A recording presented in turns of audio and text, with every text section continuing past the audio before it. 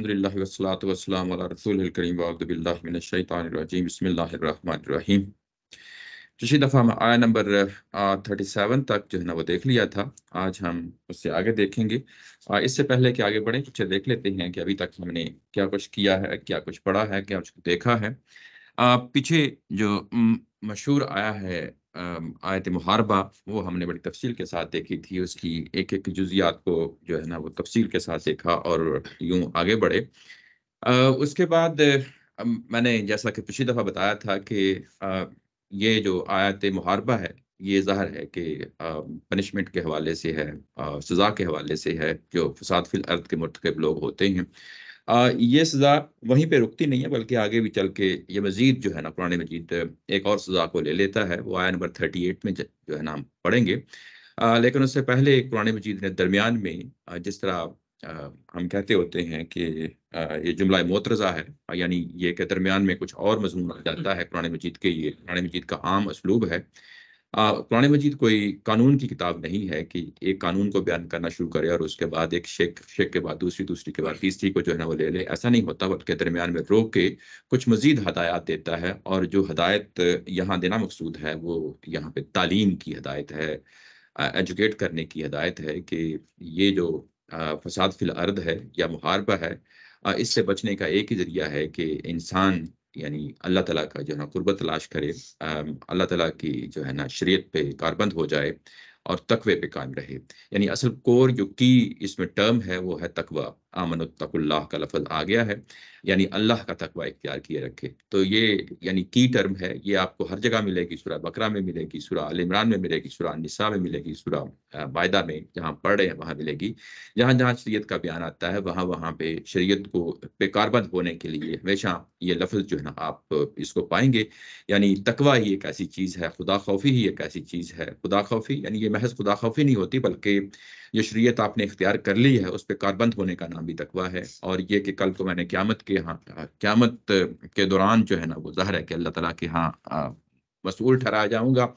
تو جو وہ حاضری ہے اس کے حوالے سے جو ہے نا ایک ذہن میں تصور رہے، یہی تقوی ہوتا ہے۔ تقوی یہ کہ آپ نے جن چیزوں کو اختیار کر لیا اس پہ کاربند ہو گئے، اور اس چیز سے باز رہے کہ کوئی مخالفت کی جو ہے نا اس سے رویہ اختیار نہیں کرنا، یہی تقوی ہوتا ہے۔ اور یہ کہ یہ جو تقوی ہے اسی کے ذریعے سے یہ قربت حاصل کرنی ہے۔ یہ کوئی علیحدہ سے کوئی وظیفہ نہیں ہے، کوئی علیحدہ سے جو ہے نا وہ کوئی ایسا کرائٹیریا نہیں ڈیفائن کیا گیا کہ یہ وسیلہ جو ہے نا یہ کہ قربت کیسے حاصل کی جائے گی، بس یہی شریعت پہ کاربند ہونے پہ ہی حاصل ہوگی۔ یہ کوئی علیحدہ سے کوئی سلیبس، کوئی علیحدہ سے کوئی ایکٹیویٹی نہیں ہے۔ اور اس کے بعد یہ کوئی جز وقتی چیز نہیں ہے، بلکہ یہ مسلسل کرنے کا عمل ہے۔ وجاہدوا فی سبیلہ کا لفظ آ گیا ہے کہ یہ مسلسل جہد مسلسل ہے، تسلسل کے ساتھ یہ کام کرنا ہے، اور اس کے نتیجے میں فلاح پانی ہے۔ فلاح اصل میں یہ آخرت کا تصور ہوتا ہے، اور بعض کا موقع محل کے ساتھ دنیا کو بھی شامل کر لیتے ہیں۔ ظاہر ہے کہ انسانوں کے ساتھ یہ تعلیم تبلیغ اور یہ لوگوں کے اندر جب نفوذ ہوگا یہ اس چیز کا کہ لوگ شریعت کے ساتھ متعلق ہوں گے، اللہ کے احکامات پہ کاربند رہیں گے، لوگوں کے جو ہے نا وہ حقوق کا خیال رکھیں گے، تو یقیناً ظاہر ہے کہ دنیا کے اندر بھی فلاح جو ہے نا وہ آپ لوگوں کو نصیب ہوگی۔ اس کے بعد یہ کہا گیا کہ وہ لوگ جو ظاہر ہے کہ جنہوں نے یہ تقوی اختیار نہیں کیا، یہ جو کفر کا لفظ آ گیا ہے، ظاہر ہے کہ ہم موقع محل کے ساتھ دیکھتے ہیں، ادروائز یہ ایک ریپیٹیشن ہوتی ہے، یہ جگہ جگہ پہ قرآن مجید کی آتی ہے۔ جب ہم اس کو آئسولیشن میں جا کے دیکھتے ہیں تو پھر اس میں پرابلمز پیدا ہونا شروع ہو جاتے ہیں۔ ہمیشہ جو اس طرح کی چیز جو ریپیٹ ہو کے آ رہی ہوتی ہے مختلف جگہوں پہ، وہ جس جگہ پہ آئی ہے اس جگہ پہ جو ہے نا رکھ کے اس کو دیکھنا چاہیے کہ بات کیا کہی جا رہی ہے۔ بات یہ کہی جا رہی ہے کہ جن لوگوں نے یعنی یہ کہ شریعت پہ کاربند نہیں رہے، یہ تفلیحون کے مخالفت میں یہ لفظ آیا ہے، یعنی یہ کہ وہ لوگ جو تقوی پہ کاربند نہیں رہے، جنہوں نے اللہ کا تقرب حاصل نہیں کیا، جن کو یعنی شریعت دی گئی تھی اور شریعت سے منہ موڑ لیا، تو یہ ان کے لیے لفظ آ رہا ہے ان الذین کفروا۔ اور اس کے بعد یہ کہ زمین میں جتنا جو کچھ بھی مال و متاع ہے زمین کے اندر، یعنی جو انسان تصور کر سکتا ہے، یعنی یہ ظاہر ہے کہ انسانی تصور کو سامنے رکھتے ہوئے یہ بات کہی جا رہی ہے کہ زمین کے اندر جتنی بھی کوئی جائیداد ہو سکتی ہے، زمین کے اندر جتنے بھی کچھ چیزیں خزانے ہو سکتے ہیں جو انسانی تصور میں آ سکتے ہیں، وہ اگر اس کو اکٹھا کر لیا جائے اور اس کے بعد اتنے ہی جو ہے نا اس سے ملتا جلتا ایک اور جو ہے نا اتنے ہی خزانوں کا ڈھیر اکٹھا کر لیا جائے، اور اس کے بعد یہ فدیے میں کوئی چیز دے دی جائے، یہ فدیے میں دینے کا مطلب یہ ہوتا ہے کہ یعنی آپ نے کوئی چیز دی اور اس کے بدلے میں کوئی چیز حاصل کر لی، اس کو فدیہ کہتے ہیں۔ یعنی یہ کہ کل کو جب سزا سامنے آئے گی تو اس کے بعد آپ مال و متاع دیں گے اور اس کے مقابلے میں آپ کو فدیے کے طور پہ جو ہے نا وہ جان خلاصی مل جائے گی اس عذاب سے۔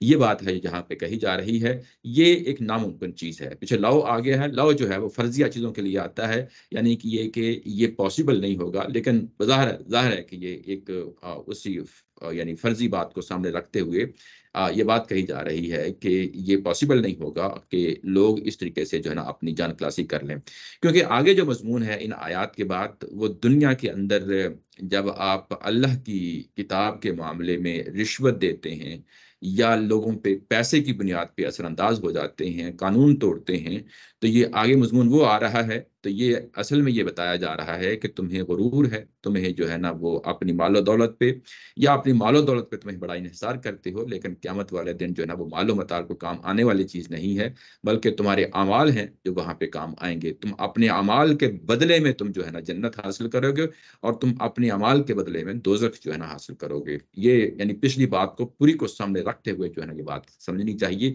اس کو آئسولیشن میں جا کے یہ چیز نہیں دیکھنی چاہیے۔ اور یہ کہا گیا کہ یہ ایک مستقل عذاب ہے، یعنی اس سینس میں۔ اچھا، اس میں ایک اور چیز ہے جو ظاہر ہے کہ میں نے کہا کہ وسیلہ کا جو لفظ پچھلی دفعہ بھی ہم نے دیکھا تھا، ہمارے ہاں جب اردو میں یہ لفظ آیا ہے تو وسیلہ کا ایک معنی جو ہے نا، جو ایک خاص نقطہ نظر والے لوگ ہیں اس کو وہ دوسری طرف موڑ کے لے جاتے ہیں، جیسے پیر فقیر ہے، جیسے کوئی مرشد ہے، جیسے جو ہے نا کوئی آم، عالم دین ہے، اس کا جو ہے نا جا کے اس کو پکڑ لو اور اس کے بعد وہ تمہارے لیے وسیلہ بن جائے گا اور تمہیں یعنی پار لگا دے گا۔ یہ مفہوم بھی لوگ اس کو جو ہے نا لیتے ہیں، یہ اس مفہوم میں یہ نہیں لیا جا سکتا۔ میں نے کہا کہ وسیلہ کا معنی جو ہے نا یہ محض تقرب ہوتا ہے، اور ظاہر ہے کہ موقع محال جہاں پہ جو بات آئی ہے اس کو اسی اینگل میں سمجھنا چاہیے، اس کے بعد کوئی ایکسٹرا باہر سے جو ہے نا کوئی تصور نہیں ڈال دینا چاہیے۔ ایک بڑی خوبصورت بات امین احسن اصلاحی صاحب نے جو ہے نا بیان کی ہے، اور بڑی خوبصورت ہے اس سینس میں کہ انہوں نے کہا کہ اگر کوئی خارج سے کوئی مفہوم قرآن مجید میں ڈال دیا جائے تو قرآن مجید کے الفاظ کچھ اس طریقے سے اس کی بنت ہوتی ہے کہ وہ اٹھا کے اس کو باہر پھینک دیتے ہیں۔ تو یہ میں ویسے اس چیز کو ذہن میں رکھتا ہوتا ہوں جب بھی کوئی اس طرح کا تصور جو کوئی خارج سے ڈالا گیا ہے قرآن مجید کے اندر، جب میں اس کو قرآن مجید کے ساتھ وہاں رکھ کے دیکھتا ہوں تو یہ عمومی طور پہ یہ حقیقت سامنے آ جاتی ہے کہ قرآن اس کو اگل کے باہر پھینک دیتا ہے۔ یہ جو ابھی آپ کے سامنے بات رکھی گئی ہے کہ تم مال و دولت دے لو اور چھڑا لو، یہ کس چیز کی علامت ہے؟ کہ اللہ کے ہاں فیصلے مال و دولت پہ نہیں ہوں گے، اور اللہ کے ہاں فیصلے بزرگوں کی بنیاد پہ بھی نہیں ہوں گے۔ اللہ کے ہاں فیصلے، یہ فدیہ کا لفظ آ گیا ہے، بزرگوں کی بنیاد پہ بھی نہیں ہوں گے، کیونکہ پیچھے آیت نمبر 18 آ چکی ہے، وہاں پہ یہی تصور تھا۔ میں اب آپ کے سامنے وہاں آپ کو لے جاتا ہوں، اور وہاں دیکھ کے اس کو ہم جو ہے نا بتا سکتے ہیں کہ یہ کیا معاملہ ہے۔ پیچھے آیت نمبر 18 میں کہا گیا تھا کہ یہ اپنے آپ کو سمجھتے ہیں کہ ہم اللہ کے بیٹے ہیں، نحن ابناء اللہ و احباؤہ، ہم اللہ کے بیٹے ہیں اور اس کے محب، اس کے محبوب ہیں، چہیتے ہیں، یعنی پیغمبروں کی اولاد ہیں، وہ پیغمبر ہمیں بچا لیں گے۔ یعنی ایک پورا تھیم ہے، ایک پورے تھیم کی ہم نفی کیسے کر سکتے ہیں؟ یہ تو امپاسبل ہے۔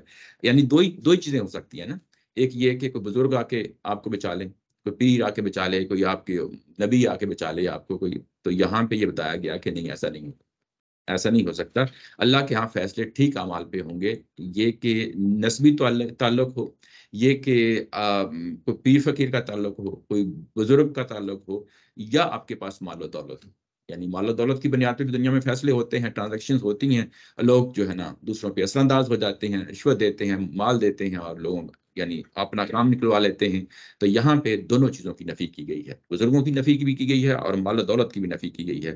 اچھا، اس کے بعد ایک اور خوبصورت پہلو ہے، جیسا کہ میں نے پچھلی دفعہ بتایا کہ یہ سورہ جو ہے، سورہ المائدہ، یہ اپنے گروپ کی آخری سورہ ہے۔ تو بعض اوقات چیزیں جو بالکل شروع میں بیان ہوئی ہوتی ہیں، یعنی وہ بھی آخر میں آ کے ان کو کنکلوڈ کر دیا جاتا ہے۔ تو یعنی ایک سورہ ہوتی ہے، سورہ کے ساتھ دوسری سورہ جوڑا بن کے آتی ہے، یعنی ٹوین پیئرز کی صورت میں صورتیں آتی ہیں، اور ان میں سے جو ٹوینز ہوتی ہیں سورہ، وہ آپس میں اوور لیپ کر رہی ہوتی ہیں، ایک جیسے تھیمز ہوتے ہیں، ایک جیسے مضامین ہوتے ہیں، وہ مضامین اس طریقے سے آگے بڑھ رہے ہوتے ہیں، یعنی جب صورتیں پیئرز ہوتی ہیں۔ ایک اور جو ہے نا، یعنی پورے گروپ کے اندر ایک اور چیز ہے بڑی خوبصورت ہے، جیسا کہ میں نے بتایا کہ یہ بھی ظاہر ہے کہ حمید الدین فراہی صاحب نے جو ہے نا وہ انہوں نے اس چیز کو ایکسپلور کیا اور پایا کہ گروپ کے شروع کی چیزیں ہیں وہ آخر میں جا کے بھی کنکلوڈ ہو رہی ہوتی ہیں، اور ایک پورے قرآن مجید کی جو ہے نا وہ اس کو بھی سامنے رکھا گیا. انہوں نے کہا کہ جو چیزیں شروع میں بیان ہوئی ہیں اس کو قرآن مجید کے آخر میں بھی جا کے جو ہے نا بیان کیا گیا ہے. تو اس طریقے سے یعنی ایک پورا یعنی جو چیز قرآن کے مضامین ہیں وہ اس طریقے سے آگے بڑھ رہے ہوتے ہیں. تو میرے ذہن میں آیا کہ چلو پیچھے جا کے دیکھتے ہیں کہ یہ تھیم کہیں پیچھے بھی ہے. تو یہ اگر آپ دیکھیں تو یہ بالکل سورہ 39 سے جو ہے نا سورہ بقرہ کی جہاں سے یہ سٹارٹ ہوتا ہے مضمون، وہاں بالکل شروع میں جو ہے نا ان کو بتا دیا گیا تھا کہ وَاتَّقُوا يَوْمًا لَا تَجْزِي نَفْسٌ عن نفس شيء ولا يقبل منها شفاعة ولا يؤخذ منها عدل. یعنی اس دن سے ڈرو جس دن جو ہے نا کوئی جان کوئی دوسری جان کے کام نہیں آئے گی، کوئی شخص کوئی دوسرے شخص کا جو ہے نا کام نہیں آئے گا. وہاں کوئی شفاعت قبول نہیں کی جائے گی اور نہ ہی کوئی بدلہ قبول کیا جائے گا. بدلہ یعنی پیسوں کی صورت میں جو ہے نا بدلہ، اور نہ ہی کوئی جو ہے نا کسی شخص کی شفاعت قبول کی جائے گی. تو یہ بالکل ابتدائی ان کے ہاں جب بالکل ابتدائی دور میں ان کے سامنے یہ دعوت رکھی گئی، اور وہی دعوت ابھی آخر تک وہی چل رہی ہے، اور وہ ڈر سے مس نہیں ہوئے. یہ بڑا پہلو ہے کہ وہ ٹچ سے مس نہیں ہوئے، وہ ویسے کے ویسے ہی ہیں جیسے کہ ڈے ون ہے. اچھا اس کے بعد یعنی یہ مضمون پڑھ جانے کے بعد یہ ظاہر ہے کہ یہ سارا جو مضمون تھا یہ ایک طرح کی تعلیم کا تھا، تربیت کا تھا. اور اس کے بعد آگے آیت نمبر 38 میں اب پھر جو مضمون ہے وہ کچھ سزاؤں کے حوالے سے ہے. وہ کیا ہے؟ بس سارے کو بس سارے کا جی جی یہ جو یا ایھا الذین آمنوا اتقوا اللہ تو معنی سمجھ میں آتے ہیں جی جی کہ ہم کیا کرنا ہے نا. جی جی وابتغوا، یہ وابتغوا میں ہم کیا کریں گے؟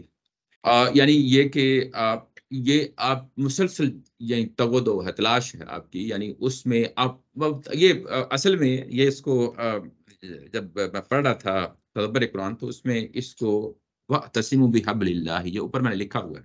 اگر اسکرین میں اگر آپ دیکھیں تو قرآن مجید کے اندر جو ہے نا کئی ایک مقامات ایسے آتے ہیں یہاں ایک چیز کو مختلف رنگوں سے بیان کیا جاتا ہے. یعنی اگر آپ نے قرآن مجید کے ساتھ جڑنا ہے، سنت کے ساتھ جڑنا ہے، تو اس کو کہا گیا کہ یہ اللہ کی حبل اللہ ہے، یعنی اللہ کا رسی ہے. اس کو مضبوطی سے تھامے رکھو. یہ جو تصور ہے وَاعْتَصِمُوا بِحَبْلِ اللَّهِ یہ آگے چل کے آئے گا اسی سورہ میں کہ اللہ کی رسی کو مضبوطی سے پکڑے رکھو. یعنی اصل میں یہ کور کو پکڑے رکھو، اس کو چھوڑنا نہیں ہے. درمیان میں بے شمار پڑاؤ آئیں گے، جیسا کہ حنفی نقطہ نظر ہے، شافی نقطہ نظر ہے، مالکی نقطہ نظر ہے، حنبلی نقطہ نظر ہے. آگے چل کے جو علماء کرام کی رائے ہیں تو یہ جتنے بھی جو ہے نا بعد میں جو نقطہ نظر آتے ہیں، افکار آتے ہیں، سوچیں آتی ہیں، ان کو نہیں پکڑ کے بیٹھ جانا، بلکہ اصل چیز جو ہے وہ اللہ کی رسی کو پکڑے رکھنا ہے. اور وہ رسی ہے وہ مضبوطی کے ساتھ تھامے رکھنا ہے. جب تک اس کو آپ تھامے رکھیں گے آپ گمراہی کا شکار نہیں ہوں گے. تو یہ اسی نوعیت کی یہاں پہ وَابْتَغُوا إِلَيْهِ الْوَسِيلَہ یہ اسی نوعیت کا بیان ہے. یعنی اسی کے ذریعے اللہ کا تقرب حاصل ہوگا، اسی کے ذریعے سے اللہ کا تقرب حاصل ہوگا. یعنی یہ کہ جو تقوی ہے، تقوی ہی اختیار کیے رکھو، اسی کے ذریعے سے اللہ کا تقرب حاصل کرو. اور یہ جز بس وقتی چیز نہیں ہے، یہ مسلسل جہد مسلسل کا نام ہے. یعنی یہ وہ بات ہے جس کو بات ایک ہی ہے اور اسی کو 3 اینگل سے بیان کیا گیا ہے. یعنی ایک بات ہے تقوی اختیار کیے رکھو، اور اس تقوی کے ذریعے سے اللہ کا جو ہے نا قرب تلاش کرو. یعنی یہ جو کہا گیا نا حدیث جبریل میں بڑی خوبصورت بات وہاں پہ کہی گئی ہے. وہاں کیا کہا گیا ہے کہ ایمان کیا ہے، اسلام کیا ہے، یہی چیز بتائی ہے نا. اور اس کے بعد جبرائیل علیہ السلام نے پوچھا ہے کہ پھر احسان کیا ہے. تو احسان یہ کیا کہا گیا کہ یہ جو ایمان اور ابھی اسلام کو ڈیفائن کیا گیا تھا اسی کو خوبصورتی سے ادا کرنا ہے.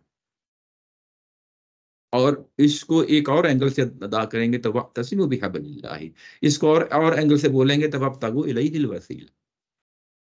یعنی وہ ایک ہی چیز ہے، اس کو 10 رنگوں سے بیان کیا جا رہا ہے کہ اس کو خوبصورتی سے ادا کرو، اس کو بہترین طریقے سے ادا کرو. ہر طرف تلاش میں رہو کہ میں کس طریقے سے بہتر کر سکتا ہوں، کس طریقے سے امپروو کر سکتا ہوں. یہ تعلیم و تربیت کا معاملہ ہے. جب آپ اس چیز پہ یعنی آپ مضبوطی کے ساتھ کاربند ہو جائیں گے تو اگلا سٹیپ کیا ہوگا؟ اگلا سٹیپ یہ ہوگا کہ آپ ہر طرح کے شر سے، ہر طرح کی برائی سے، ہر طرح کے فساد فی الارض سے، ہر طرح کے محاربے سے بچے رہیں گے، ہر طرح کے گناہوں سے بچے رہیں گے. یہ وہ چیز ہے جو اس سزاؤں کے درمیان میں رکھ کے بیان کی جا رہی ہے، اور یہ بڑی اہم چیز ہے. جب ہم اس طرح کی چیز آتے ہیں تو اس کو اگنور کر کے آگے بڑھ جاتے ہیں، حالانکہ یہ اگنور کرنے کی چیز نہیں ہے. اصل چیز یہ ہے، یہ پرماننٹ چیز ہے. وہ جو سزائیں ہیں وہ تو ایک وقتی نوعیت کی چیزیں ہوتی ہیں، ٹھیک ہے نا، وہ تو یعنی جب ہوگا تو پھر یہ معاملہ ہوگا، لیکن ایک مستقل نوعیت کی کیا چیز ہے جو تمہیں دی جا رہی ہے، اس پہ کاربند ہونا ہے۔ یہ وہ چیز جب یہاں پہ آتی ہے، جب اس طرح کی چیز آتی ہے تو ہم آنکھیں بند کر کے آگے نکل جاتے ہیں، حالانکہ اصل چیز ہی یہی ہوتی ہے، وَاعْتَصِمُوا بِحَبْلِ اللَّهِ، اللہ کی رسی کو مضبوطی سے پکڑے رہو، تو اس کے بعد یہ تم سے جو ہے نا گناہ سرزد نہیں ہوں گے، تم فساد فی الارض کے مرتکب نہیں ہوگے، تم محاربہ کے شکار نہیں ہوں گے۔ جو لوگ اس کا شکار ہوئے ہیں، ظاہر ہے پیچھے اہل کتاب ہی کی بات ہے، اور جو لوگ شکار ہوئے ہیں وہ کیا ہوئے ہیں؟ ان الذین کفروا، یعنی اس کے بالکل پیرال رکھ کے اپوزٹ رکھ کے وہ میننگ بالکل واضح ہو جاتا ہے۔ اب چیز واضح ہو گئی، آگے بڑھتے ہیں۔ آگے بڑھتے ہیں تو پیچھے فساد فی الارض کی بات ہوئی تھی، محاربہ کی بات ہوئی تھی، اور اس کے بعد مضمون جو ہے اگر ہم دیکھیں تو محاربہ سے پہلے جو مضمون تھا وہ کیا تھا؟ محاربہ سے پہلے، میں پیچھے جانے کی بجائے ویسے ہی میں آپ لوگوں کو بتا دیتا ہوں مضمون کیا تھا۔ مضمون یہ ہوا تھا کہ حابیل اور قابیل میں جو ہے نا، حابیل مارا گیا، قاتل قابیل تھا، اس میں یہ بتایا گیا کہ اس طرح کی پھر چیز کو روکنے کے لیے ہم نے مسلسل تعلیم و تربیت کا جو ہے نا سلسلہ شروع کیا، پیغمبروں کا سلسلہ شروع کیا۔ یہی بات ہے نا پیچھے جو بیان ہوئی تھی، اللہ کے رسول آتے رہے، اور اس کے بعد ہم نے یہ سزائیں بھی رکھی، حدود و قیود بھی جو ہے نا رکھی، کہ تاکہ لوگ آئندہ اس طرح کا کام نہ کریں۔ اور اب یہ تل پڑے ہیں کہ یہ اللہ کے رسول اور اس کے ساتھیوں کو جو ہے نا جانوں کے در پہ ہو گئے ہیں، اگر یہ ہو گئے ہیں تو یہ فساد فی الارض ہے، فساد فی الارض کی یہ سزا ہے، یہ بات بیان ہوئی تھی نا۔ اور جب یہ کہا گیا تھا کہ ہم رسولوں کے ذریعے سے تعلیم و تربیت کا معاملہ کرتے رہے ہیں، تو اس کے ساتھ یہ پیچھے یہ بیان کیا گیا تھا، یہ میں آپ کو وہیں پہ دوبارہ لے جاتا ہوں، کہ وہاں پہ یہ بیان کیا گیا تھا کہ من اجل ذالک کتبنا علی بنی اسرائیل انہ من قتل نفسا بغیر نفس او فساد فی الارض فکأنما قتل الناس جميعا۔ یہ جو مضمون ہے یہ ایک فرد کے قتل کرنے کا معاملہ تھا، اور اس کو بڑھا کے آگے فساد فی الارض تک جو ہے نا اس مضمون کو اس کو وسعت دے دی گئی۔ بات سمجھ گئے نا؟ یعنی ایک قتل ہو تو کیا ہوگا؟ ایک ہی قتل ہوگا نا، اور جب قتل ہوگا تو اس کا قصاص دیا جائے گا، قصاص لیا جائے گا، ٹھیک ہے نا؟ لیکن جب یہ فساد فی الارض بن جاتا ہے تو یہ بڑے پیمانے پہ قتل ہوتے ہیں، ٹھیک ہے؟ اس دونوں مضامین کو یہاں پہ لے لیا، یعنی مضمون اصل میں کیا تھا؟ قتل، قتل سے فساد فی الارض کی طرف بڑھا ہے۔ تو قتل کیا ہے؟ یہ انسانی جان کا ضیاع ہوتا ہے، یہ بات واضح ہو گئی۔ اب آگے مال کو لے لیا ہے، یہ جو آگے جو مضمون آ گیا ہے نا، یعنی ابھی جو مضمون ہے آیت نمبر 37 میں جس کو ہم ابھی 38 میں جس کو پڑھنے جا رہے ہیں، یہ مال کے حوالے سے ہے، یعنی یہاں اب چوری کا معاملہ ہے، یہاں چوری کا معاملہ ہے۔ چوری ایک وہ چوری ہوتی ہے، جیسے میں نے پچھلی دفعہ مثال دی تھی کہ چور آتا ہے، ڈرا ہوا آتا ہے، سہما ہوا آتا ہے اور چوری کر کے چلا جاتا ہے۔ ایک چور وہ ہوتا ہے کہ وہ چوری نہیں ہوتی بلکہ دھڑلے سے آتا ہے، اور پورے جو ہے نا وہ اسلحہ سمیت آتا ہے، تو یہ چوری نہیں رہتی، یہ ڈاکہ ہو جاتا ہے۔ ڈاکہ جو ہوتا ہے وہ اصل میں فساد فی الارض ہوتا ہے، ٹھیک ہے نا؟ اس کو پچھلی آیت میں جو ہے نا اس کو نمٹایا گیا تھا۔ اب یہ کہا گیا تھا کہ جب ہم فساد فی الارض کی سزائیں دیکھ رہے تھے تو اس ساتھ ہی یہ بیان کیا گیا تھا کہ جب فساد فی الارض کا یہ معاملہ ہے، اگر ان لوگوں نے کوئی کسی جان کو تلف کیا ہے یا کوئی چوری اور ڈاکہ چوری یعنی کی ہے، تو اب وہ جو سزا ہے جو نارمل سزا ہوتی ہے، یعنی اب ہم نارمل سزا کی طرف آ گئے ہیں۔ یعنی اب کسی نے اگر کوئی یعنی فساد فی الارض کا جو ہے نا مرتکب ہو گیا ہے، اور اس نے عام معافی جو ہے نا لوگوں کے سامنے کہہ دیا ہے کہ میں اسے توبہ کرتا ہوں، میں پیچھے ہٹ گیا ہوں، اور گورنمنٹ نے ابھی جو ہے نا اعلان نہیں کیا، اعلان کرنے سے پہلے لوگ پیچھے ہٹ گئے ہیں، توبہ کر لی ہے عوامی طور پہ، تو اب ان کے ساتھ معاملہ فساد فی الارض کا نہیں کیا جائے گا، بلکہ کون سا کیا جائے گا؟ عام حالات کا کیا جائے گا۔ تو عام حالات میں جان تلف ہو جائے تو وہ آیت بھی پیچھے آ گئی، اور اس کے بعد اگر مال کا کوئی پرابلم بن گیا ہے تو اس کو بھی یہاں پہ کور کر لیا ہے، یعنی یہاں پہ سزاؤں کی تمام کیٹیگریز کو لے لیا ہے، سزاؤں کی تمام کیٹیگریز کو یہاں پہ لے لیا ہے۔ اس سے پہلے جب حلال و حرام کی بحث ہوئی تھی تو وہ بھی قرآن مجید نے، کیونکہ یہ اتمام نعمت ہو رہا ہے نا، آخری مرحلے کی چیزیں ہیں، تو وہاں پہ بھی کیا ہوا تھا؟ حلال و حرام کی بحث میں ہر چیز کو لے لیا تھا، اور یہاں پہ بھی کیا ہوا کہ سزاؤں کے حوالے سے جو عمومی سزائیں قرآن مجید میں بیان ہوئی ہیں اس کے تمام پہلوؤں کو سمیٹ لیا ہے، اور خاص طور پہ وہ سزائیں جن کو ہم محاربہ یا فساد فی الارض کی سزائیں کہتے ہیں۔ یہ اور دو چیزیں ہیں، یا تو کسی کی جان تلف ہو رہی ہوتی ہے یا کسی کا مال تلف ہو رہا ہوتا ہے، تو یہاں پہ ان دونوں کو لے لیا ہے۔ اس میں آپ یہ کہہ سکتے ہیں کہ قذف ہے، ایک زنا ہے، تو اس کو قرآن مجید نے سیپریٹلی ٹریٹ کیا ہے، وہ سورہ نور میں جا کے دیکھیں گے۔ لیکن جو کور دو چیزیں ہیں، کور دو چیزیں یعنی جان اور مال کا تلف ہونا، وہ قرآن مجید نے یہاں پہ اس کو لے لیا ہے، دونوں چیزوں کو یہاں پہ لے لیا ہے۔ پہلے بات ہوئی تھی ایک جان کی، اس کے بعد فساد فی الارض کی، اس کے بعد مال کی۔ اب مال میں جو ہے نا، جو چوری کہتے ہیں، ڈاکہ نہیں، ڈاکے کے لیے فساد فی الارض ہی کی اصطلاح چلتی ہے، یہاں چوری کی بات ہو رہی ہے۔ اور چوری کے لیے کہا گیا کہ وَالسَّارِقُ وَالسَّارِقَةُ فَاقْطَعُوا أَيْدِيَهُمَا جَزَاءً بِمَا كَسَبَا نَكَالًا مِنَ اللَّهِ وَاللَّهُ عَزِيزٌ حَكِيمٌ۔ اس میں پہلے میں ترجمہ کر دیتا ہوں تاکہ پوری بات آپ لوگوں کے سامنے رہے۔ چور یہ خدا کی شریعت ہے، اس کو مضبوطی سے پکڑو۔ یہ جو یہاں پہ بریکٹ لائی گئی ہے، یہ مضبوطی سے پکڑو، یہ کہاں سے لفظ آ گیا ہے؟ ظاہر ہے کہ آگے بھی مضمون آئے گا، اور پیچھے جو مضمون تھا وَابْتَغُوا إِلَيْهِ الْوَسِيلَةَ، یہ اس سے نکلا ہوا مضمون ہے کہ اس کو مضبوطی سے ہی پکڑے رکھو، یہ خدا کی شریعت ہے، اور چور مرد ہو یا عورت، ان کا جرم ثابت ہو جائے، یہ بریکٹ میں رکھا ہے، جرم ثابت ہو جائے۔ محض جو ہے نا جذباتی نہیں ہو جانا چاہیے کہ یہ چور کا نام آئے اور اس کو پکڑو اور اس کو جو ہے نا، نہیں، بلکہ اس کے لیے جس طرح جرم ثابت ہوتا ہے ویسے ہی جرم ثابت ہونا چاہیے۔ اگر وہ ثابت ہو جائے تو ان کے ہاتھ کاٹ دو۔ فَاقْطَعُوا أَيْدِيَهُمَا کا جو ہے نا یہاں پہ لفظ آیا، ان کے ہاتھ کاٹ دو۔ جزاء بما کسبا، یہ جو لفظ ہے جزا، یہ پاداش، یعنی یہ کہ اس کا ریوارڈ ہے، اس کا جو ہے نا ریکمپینس ہے ان کے عمل کی پاداش میں، اور اللہ کی طرف سے عبرتناک سزا کے طور پہ، نکالم من اللہ، اللہ تعالیٰ کی طرف سے، یعنی یہ عبرتناک، نکال کا مطلب ہوتا ہے عبرتناک طریقے سے، اللہ تعالیٰ کی طرف سے عبرتناک طریقے سے جو ہے نا یہ سزا رکھی گئی ہے۔ اور اس کے بعد واللہ عزیز حکیم، بے شک اللہ تعالیٰ کی ذات جو ہے نا وہ بڑی غالب ہے اور بڑی حکمت والی ہے۔ فمن تاب من بعد، اور اس کے بعد جو توبہ کر لیتا ہے، اور من بعد ظلم ہی، اپنا اس ظلم کے بعد، وہ اسلحہ، اور اپنی اصلاح کر لیتا ہے، فإن اللہ یتوب علیہ، تو اللہ تعالیٰ کی ذات توبہ قبول فرماتی ہے، اس کی طرف نظر عنایت کرتی ہے۔ ان اللہ غفور الرحیم، بے شک اللہ تعالیٰ کی ذات جو ہے وہ غفور الرحیم ہے، غفور ہے، رحیم ہے۔ اور کیونکہ یہ مضمون کٹھا جڑا ہوا ہے 39 اور 40 کا، میں دونوں کو ملا کے پڑھ لیتا ہوں۔ علم تعلم ان اللہ، کیا تمہیں معلوم نہیں ہے، کیا تم جانتے نہیں ہو، کیا تمہیں یہ خبر نہیں ہے کہ اللہ تعالیٰ کی ذات ہی کے لیے ہے جو کچھ آسمانوں میں ہے اور جو کچھ زمین میں ہے۔ یعذب من یشاء، وہ جس کو چاہے گا قیامت والے دن عذاب دے گا، اور جس کو چاہے گا معاف کر دے گا۔ اللہ علی کل شیء قدیر، بے شک اللہ تعالیٰ کی ذات جو ہے وہ ہر چیز پہ قدرت رکھتی ہے۔ اب آتے ہیں اس کی طرف۔ سب سے پہلے اس میں جو میں آپ کے سامنے مضمون رکھنا چاہتا ہوں وہ یہ ہے کہ یہاں پہ والسارق والسارقۃ، یہ مرد عورت دونوں کو شامل کیا گیا ہے۔ یہاں محض یہی نہیں کہا گیا کہ چور کے دیکھو، اور چور جو ہے اس کے لیے دونوں الفاظ استعمال کیے ہیں، مرد کے بھی اور عورت کے بھی لفظ استعمال کیے ہیں۔ یہ عمومی طور پہ یہ اسلوب نہیں ہے قرآن مجید کا کہ دونوں کو شامل کر لے۔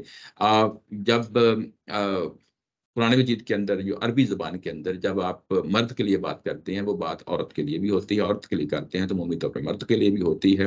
تو جب دونوں کو شامل کر لیا جائے تو اس کی اہمیت بڑھ جاتی ہے۔ یہ ایک اسلوب ہے جس کو سامنے رکھنا چاہیے۔ یہ جو اسلوب ہے کہ دونوں کو شامل کرنے کا، یہ قرآن مجید میں جب زنا کی سزا کے طور پہ بات کہی گئی تو وہاں پہ بھی سورہ نور کے اندر دونوں کو شامل رکھا ہے۔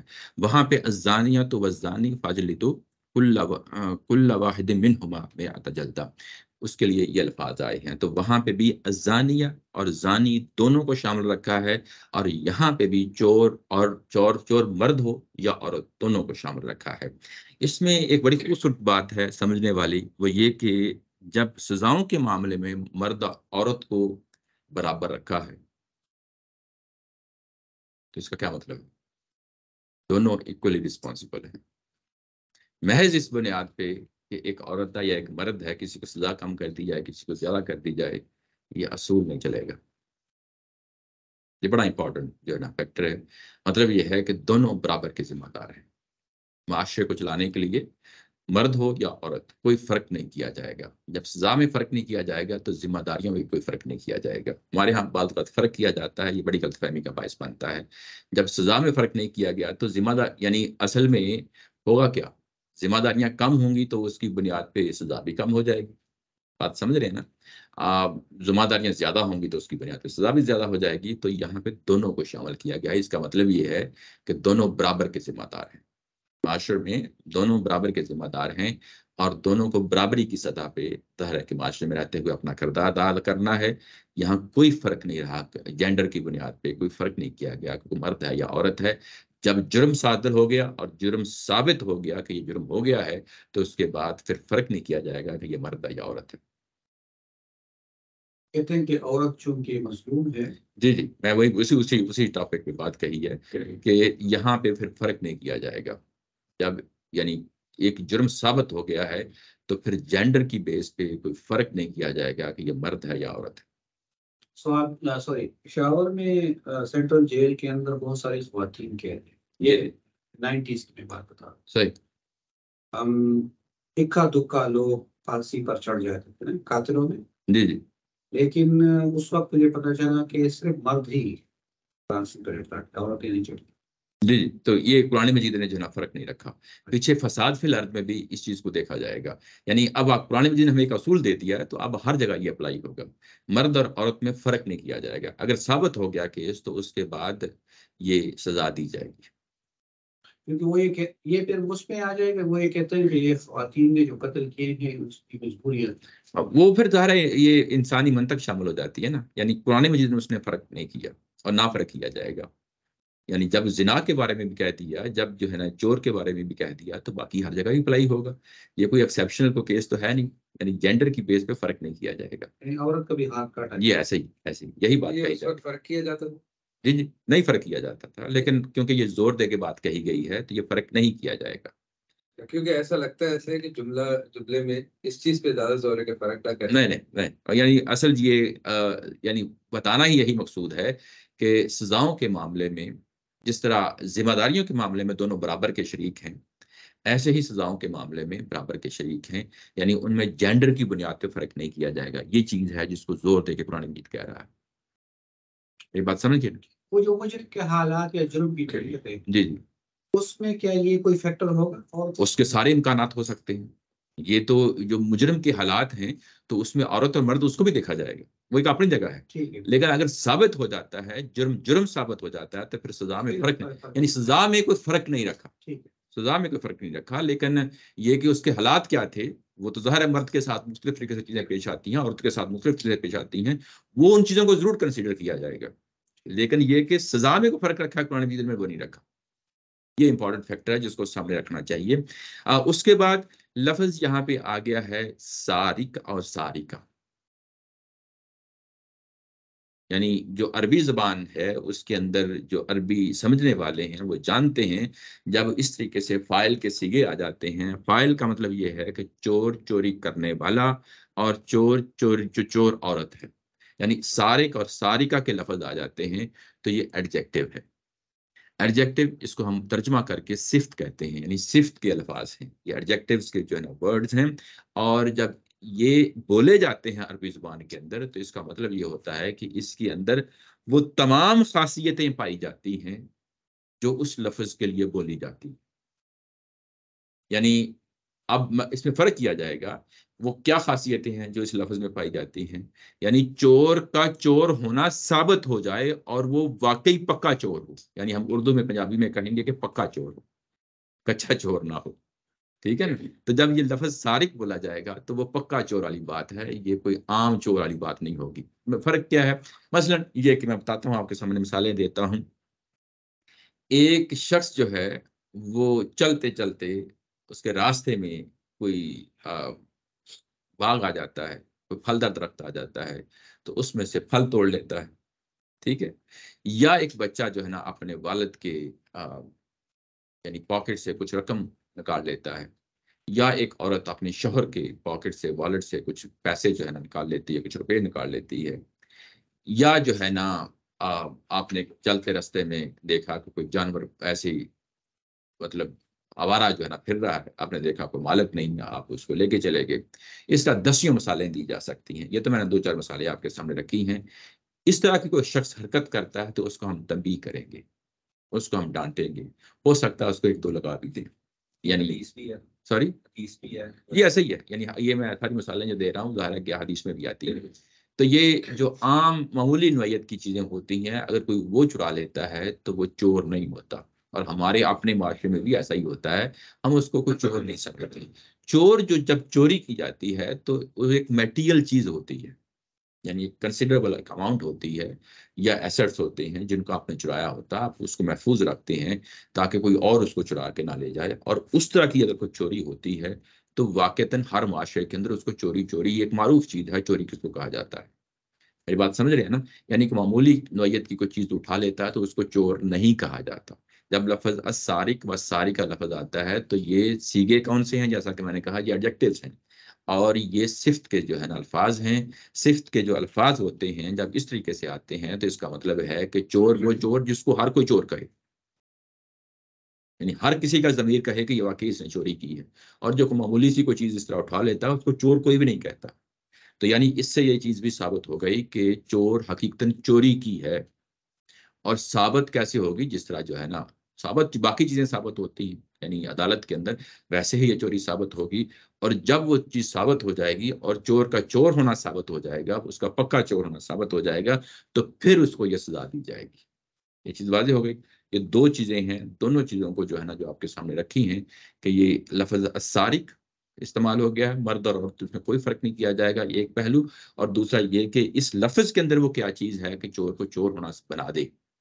یعنی عام معمولی چیز جو ہے کوئی اٹھا لی گئی ہے، کسی کے جو ہے نا مسجد میں سپوز واپسی پہ جوتے اٹھا لیے گئے ہیں، ہوتا ہے ایسے بھی جو ہے نا، تو اس کو چوری نہیں کہا جائے گا، اس کو تنبیہ کر دی جائے گی. جی میں نے بھی تعلیم اتاری ہے، تو غلطی سے ہوتا ہے. تو ہو جاتا ہے. لیکن یہ کہ یہ چور جس کو چور کہا جاتا ہے، یہ ہر معاشرے کے اندر ایک سمجھی ہوئی بات ہوتی ہے. چوری اسی چور کو چور سمجھا جاتا ہے جو واقعتاً چوری کرتا ہے. اور اس کے بعد یہ کہا گیا کہ ان کے ہاتھ کاٹ دو. اب ہاتھ کاٹ دو تو کون سا ہاتھ کاٹ دو؟ اس کے لیے لفظ لایا گیا ہے کہ بما کسب، کہ ان کے ہاتھوں کی کمائی ہے. ہاتھوں کی کمائی ہے. یہ جو لفظ آ گیا ہے کہ ہاتھوں کی کمائی ہے، تو یہ دانا ہاتھ ہی ہوگا، کیونکہ اصل جو ہے ہاتھ جو کام کر رہا ہوتا ہے وہ دانا ہاتھ ہی ہوتا ہے. یعنی ایک عمومی بات ہے، اب ظاہر ایکسیپشنز اس میں بھی ہو سکتی ہیں، ایک عمومی جو بات ہوتی ہے وہ دانا ہاتھ ہے. اور جب یہ لفظ عید کا بولا گیا، ید کا لفظ بولا گیا، اور زبان کے اندر جو محاورہ ہوتا ہے، لفظ دو طریقوں سے استعمال ہوتے ہیں. ایک اس کا حقیقی معنی ہوتا ہے، ایک اس کا معنوی معنی ہوتا ہے. حقیقی معنی جو ہے جب ہم سزا کے حوالے سے بات کریں گے تو ہاتھ کا ہاتھ ہونا ہی ہاتھ ہوگا، اس کا معنوی معنی نہیں لیا جائے گا. مثلا یہ کہ معنوی معنی کیا ہوتا ہے؟ فیگوریٹو میننگ ہوتا ہے. ہم ہاتھ کا لفظ کئی طریقوں سے بول لیتے ہیں. مثلا یہ کہیں گے کہ کوئی کام کیا ہے، اس کے پیچھے کسی کا ہاتھ تھا، تو اب یہ ایک محاورتاً بات کہی گئی ہے، یہ یعنی اس کی مدد سے یہ کام ہوا ہے. بعض اوقات جو ہے نا ہاتھ پوری بازو کے لیے استعمال لفظ کر لیا جاتا ہے. یہ سارے معنوی معنی ہوتے ہیں. لیکن جو حقیقی معنی جب ہاتھ کا لفظ بولا جاتا ہے تو ہاتھ کا مطلب ہاتھ ہی ہوتا ہے. یہ کلائی تک، رسٹ تک جو ہے نا یہ ہوتا ہے. اور یہ ایک انڈرسٹوڈ چیز ہوتی ہے. جب اس طریقے سے بات کہی جائے گی تو ہاتھ کا مطلب ہاتھ ہی ہے، نہ کہ جو ہے نا پورا بازو ہے. تو اس کا ہاتھ ہی کاٹا جائے گا، اس کے رسٹ تک جو ہے نا اس کو کاٹا جائے گا. اور یہ کہ ظاہر ہے دایاں ہاتھ یہ واضح کر دیا گیا کہ اس کے ظاہر ہے کہ اس کے بما کسبہ کا لفظ آ گیا ہے. یہ چیزیں واضح ہو گئیں، یعنی اس کا دایاں ہاتھ کاٹا جائے گا. اس کے پیچھے سارق اور سارقہ کی جو ہے نا بحث ہم نے مکمل کر لی. اب اگلا جو لفظ آ رہا ہے وہ آیا ہے بما کسب نکالم من اللہ. یہ دو علیحدہ علیحدہ فریزز ہیں. بما کسب ان کے ہاتھوں کی کمائی ہے، ان کے ہاتھوں کی کمائی ہے. یعنی جب یہ سزا دی جائے گی تو یہ جب سزا کا ہم اس کا پرپز بتائیں گے، آبجیکٹو بتائیں گے، بعض اوقات ہم خود کنفیوژن کا شکار ہو جاتے ہیں. ہم خود پتہ نہیں ہوتا کہ بات ہم کیا کر رہے ہوتے ہیں. میں ایک سادہ سی مثال دیتا ہوں. ہمارے یعنی ورک انوائرمنٹ میں جب ہم سے پوچھا جاتا ہے کہ تم نے روزہ کیوں رکھا رمضان میں، تو ہم بہت سارے جو ہے نا باتیں ادھر ادھر کی کر رہے ہوتے ہیں، حالانکہ ان میں سے کوئی بات بھی قرآن کی نہیں ہوتی. قرآن صرف یہی کہتا ہے کہ روزہ یعنی تقوی کے لیے میرے لیے اللہ تعالیٰ کی ذات یہی کہتی ہے کہ میرے لیے رکھا ہے، اور اس کا ظاہر ہے کہ میں اس کا تمہیں سزا دوں گا۔ ہم اللہ کے سامنے سرنڈر کرتے ہیں، سبمٹ کرتے ہیں، بس یہی روزہ کی اسپرٹ ہے۔ اور جس طرح قرآن نے بتا دیا ہے ویسے ہی اگر آپ خود بھی سمجھ جائیں اور دوسروں کو بھی بتائیں تو بات وہی ہوگی جو پھر قرآن کی بات ہوگی، اسلام کی بات ہوگی۔ اگر آپ اس کے علاوہ کوئی اور چیز بتا رہے ہوتے ہیں، جیسے کہ غریبوں کا بھلا ہو، جیسے کہ دوسروں کی جو ہے نا بو کا خیال ہو، یہ قرآن کے جو ہے نا فلسفہ ہے، یہ آپ لوگوں نے خود ہی کر لیا ہے، اپنی طرف سے پیش کر رہے ہیں۔ ہو سکتا ہے کہ یہ قابل قبول ہو سکتا ہے یہ نہ ہو، لیکن یہ قرآن کی بات نہیں ہے۔ سزاؤں کے معاملے میں بھی، جب سزاؤں کے معاملے میں بھی یہ بڑا کریٹیکل آج کے دور میں ہمارے لیے بہت بڑا ایشو ہے۔ جب یہ بات جب بھی کریں گے، جب بھی کسی کے ساتھ ڈسکشن کریں گے، جب بھی جو ہے نا میڈیا میں کوئی بات سننے میں نظر آئے گی، تو ہمیشہ یہ کہا جاتا ہے کہ قرآن تو بڑی سخت سزائیں دیتا ہے، مسلمانوں کے ہاں سزائیں تو بڑی سخت سزائیں ہیں، اور یہ تو پاسبل نہیں ہے۔ اور اس کے بعد اس کی ریزن دینا شروع لوگ کر دیتے ہیں کہ یہ ریزن ہے، ایک، نمبر 2، نمبر 3، اس طرح کی ریزن دینا شروع کر دیتے ہیں۔ وہ اگر آپ غور کریں گے تو ان میں سے کوئی بھی وہ ریزن قرآن کی ریزن نہیں ہوتی۔ ہم نے قرآن سمجھنے کے لیے بیٹھے ہیں، ہم اپنی طرف سے کوئی چیز جو ہے نا شامل نہیں کریں گے، کوئی ایسا نقطہ نظر، کوئی ایسی فکر، کوئی ایسی سوچ جو ہے نا قرآن کے اندر داخل نہیں کریں گے۔ قرآن جو کچھ خود کہہ رہا ہے اسی پہ ڈیرا جمائیں گے اور اسی آبجیکٹو کو سمجھنے کی کوشش کریں گے۔ یہاں پہ یہ بتایا گیا ہے کہ یہ اصل میں کس چیز کی سزا ہے۔ یہ کہا گیا کسبہ بما کسبہ، اس کے اپنے ہاتھوں کی کمائی ہے، اپنے ہاتھوں کی کمائی، یعنی یہ کہ یہ اس شخص کی اپنی ذمہ داری ہے، اپنی ذمہ داری پہ اس نے یہ کام کیا ہے، اور اس کی سزا جو ہے نا اللہ تعالیٰ کی ذات دے رہی ہے۔ اس کے بعد بما کسبہ کے بعد واو نہیں لایا گیا، بلکہ ساتھ ہی بولا گیا ہے نکالم من اللہ۔ یہ کنجنکشن جو ہوتا ہے جس کو ہم واو لے کے آتے ہیں، اینڈ جس کو لفظ بولا جاتا ہے، واو عربی میں بولا جاتا ہے، یہ عمومی طور پہ درمیان میں آ جاتا ہے۔ یعنی یہ کہا جا سکتا تھا کہ یہ ہاتھوں کی کمائی ہے، چور کے ہاتھ کی کمائی ہے، اور یہ اللہ تعالیٰ کی طرف سے عبرت ناک سزا ہے۔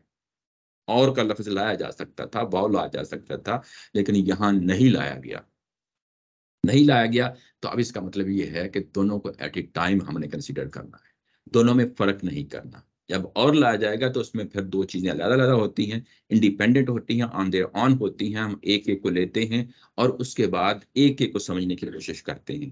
لیکن جب واو نہیں آتا تو اس کا مطلب یہ ہے کہ دونوں کو ایٹ اے ٹائم ہم نے کنسیڈر کرنا ہے، دونوں کو ایٹ اے ٹائم دیکھنا ہے۔ پہلی بات کیا ہے؟ پہلی یہ کہ یہ لوگوں نے جو چوری کی ہے یہ ان کے اپنے ہاتھوں کی کمائی ہے، اپنے ہاتھوں کی کمائی ہے۔ اور دوسری بات جو ایٹ اے ٹائم ہم نے دیکھنی ہے، یہ اللہ تعالیٰ کی طرف سے عبرت انگیز سزا ہے۔ نکال کا جب لفظ آتا ہے تو اس کا مطلب ہوتا ہے ایگزامپلری، تاکہ وہ دوسروں کے لیے جو ہے نا ایک درس بن جائے، ایک سبق بن جائے، دوسرے اس سے عبرت حاصل کریں۔ اور جب یہ عبرت کا لفظ لایا گیا، اور اس میں دو چیزیں ہیں، دونوں چیزوں کو سمجھنے کے لیے بڑی اہم چیز ہے۔ جب عبرت کا لفظ لایا گیا تو یہ کہا گیا کہ یہ اللہ کی طرف سے ہے، یہ کہا گیا اللہ کی طرف سے ہے۔ اور جب جس نے جرم کیا ہے وہ کس کی طرف سے ہے؟ شخص کی طرف سے ہے، اس کا اپنا ہے۔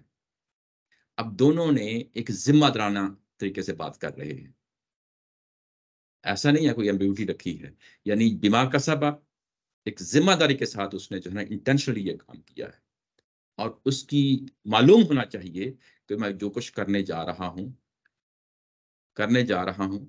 اس کی ایک سزا ہے، اس کی ایک سزا ہے، اور وہ سزا اللہ نے رکھی ہے، اور مجھے عبرتناک طریقے سے سزا دی جائے گی، اور اس کا دنیا میں ایک سبق جائے گا، میں ایک مثال بن جاؤں گا، میں ایک مثال بن جاؤں گا۔ لفظ آیا ہے نکالم من اللہ، من اللہ کا جو لفظ آ گیا ہے وہ اس کو بہت اہم بنا دیتا ہے، اس کو سادہ نہیں رہنے دیتا۔ یعنی یہ کہ اللہ تعالیٰ کی ذات چاہتی ہے کہ یہ عبرتناک طریقے سے یہ معاملہ ہو۔ اب یہ کہ سزائیں، چار سزائیں ہیں، تین چار سزائیں ہیں جو قرآن مجید میں بیان ہوئی، اس سے زیادہ نہیں ہوئی۔ اب وہ گرے ایریاز ہیں جس میں انسان فیصلہ نہیں کر پاتے کہ ہم ان معاملات میں سزا کیا دیں، کیا رکھیں۔ یہ فیصلہ جب انسان نہیں کر پاتے تو اللہ نے آگے بڑھ کے یہ فیصلہ کر لیا ہے۔ باقی بے شمار سزائیں ہو سکتی ہیں، سینکڑوں ہزاروں سزائیں ہو سکتی ہیں مختلف جرائم کے لیے، اللہ تعالیٰ نے ہر جرم کے لیے سزا نہیں دی۔ چند ایک جو ہے نا جرائم ہیں جن کی سزا اللہ تعالیٰ کی ذات نے رکھی ہے، جن کی رکھی ہے ان میں انسان فیصلہ نہیں کر سکتا، اللہ نے فیصلہ کر دیا ہے، اور اللہ نے یہ فیصلہ کیا ہے کہ یہ سزا دی جائے گی۔ من اللہ کا لفظ آ گیا ہے، اللہ نے یہ فیصلہ کیا ہے کہ یہ سزا دی جائے گی، اور جب یہ سزا دی جائے گی تو اس کے نتیجے میں لوگ اس سے عبرت پکڑیں گے۔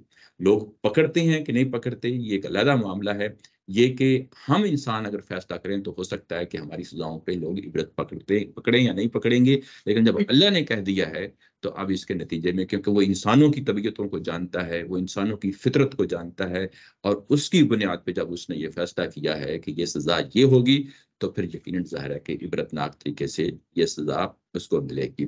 اس کے بعد یہ من اللہ کے بعد ایک اور چیز ہے جو ظاہر ہے سب لوگوں نے اس چیز پہ لکھا ہے کہ اللہ تعالیٰ کی ذات کا فیصلہ ہے، اس کو میں اور آپ چیلنج نہیں کر سکتے۔ یہ اللہ تعالیٰ کی ذات کا فیصلہ ہے، یہ اس کا حق ہے، یہ اس کا حق ہے، جب اس نے قائم کر دیا ہے تو اب میں اور آپ اس سے یہ حق چھین نہیں سکتے۔ نہ ہی کسی حکمران کو یہ حق ہے کہ وہ اس سے چھین سکے، نہ ہی مجھے اور آپ کو، اگر ہم واقعتاً مسلمان ہیں، واقعتاً اسلام قبول کر لیا ہے، واقعتاً ہم نے سرنڈر کر لیا ہے، تو اللہ کا حق یہ چھینا نہیں جاتا۔ نقال من اللہ کا لفظ آ گیا ہے، یہ اللہ کا حق جو ہے یہ چھینا نہیں جا سکتا۔ اس کے بعد اس کو مزید مؤکد کرنے کے لیے، تاکید کرنے کے لیے کہا واللہ عزیز حکیم، اللہ تعالیٰ کی ذات عزیز ہے۔ عزیز کا مطلب ہوتا ہے کہ وہ ہستی، وہ طاقت، وہ ہستی جس پہ غلبہ نہ پایا جا سکے، وہ ہمیشہ، یعنی وہ غالب ہی رہے، اس کے لیے لفظ آتا ہے عزیز۔ تو اس غالب ہستی نے یہ فیصلہ کر دیا ہے، اب اس کے سامنے کوئی آگے بڑھ کے کوئی فلسفہ جھاڑے گا، کوئی آگے بڑھ کے کوئی بادشاہ ہو یا کوئی ڈیموکریٹک گورنمنٹ ہو، کوئی پارلیمنٹ ہو، اس سزا کے بارے میں انٹرفیئر نہیں کر سکتی۔ یہ اس غلبہ والی ذات کا یہ حکم ہے۔ اور جب اس نے یہ کہا کہ عزیز ہے، اور اس کے بعد حکیم کا بھی لفظ لایا اور درمیان میں پھر واو نہیں لایا، تو اس کا مطلب یہ ہے کہ اس کا کوئی حکم بھی حکمت سے خالی نہیں ہوتا، اس کے اندر کوئی نہ کوئی وزڈم ہوتی ہے۔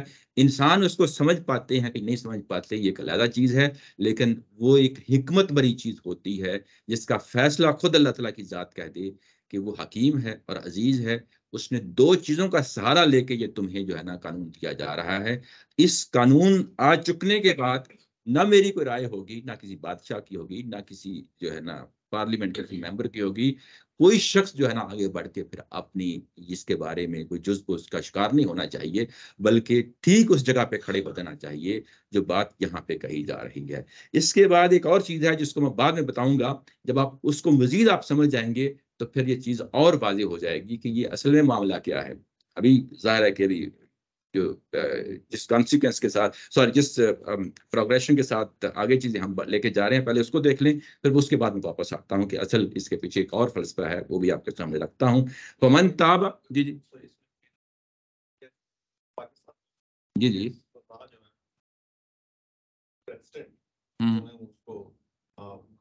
معاف کر دیتا ہے۔ اچھا، یہ جو جی یہ جو تصور ہے کہ کوئی پریزیڈنٹ اس کو معاف کر دے، یہ ہمارا نہیں ہے، یہ یورپ سے آیا ہوا تصور ہے۔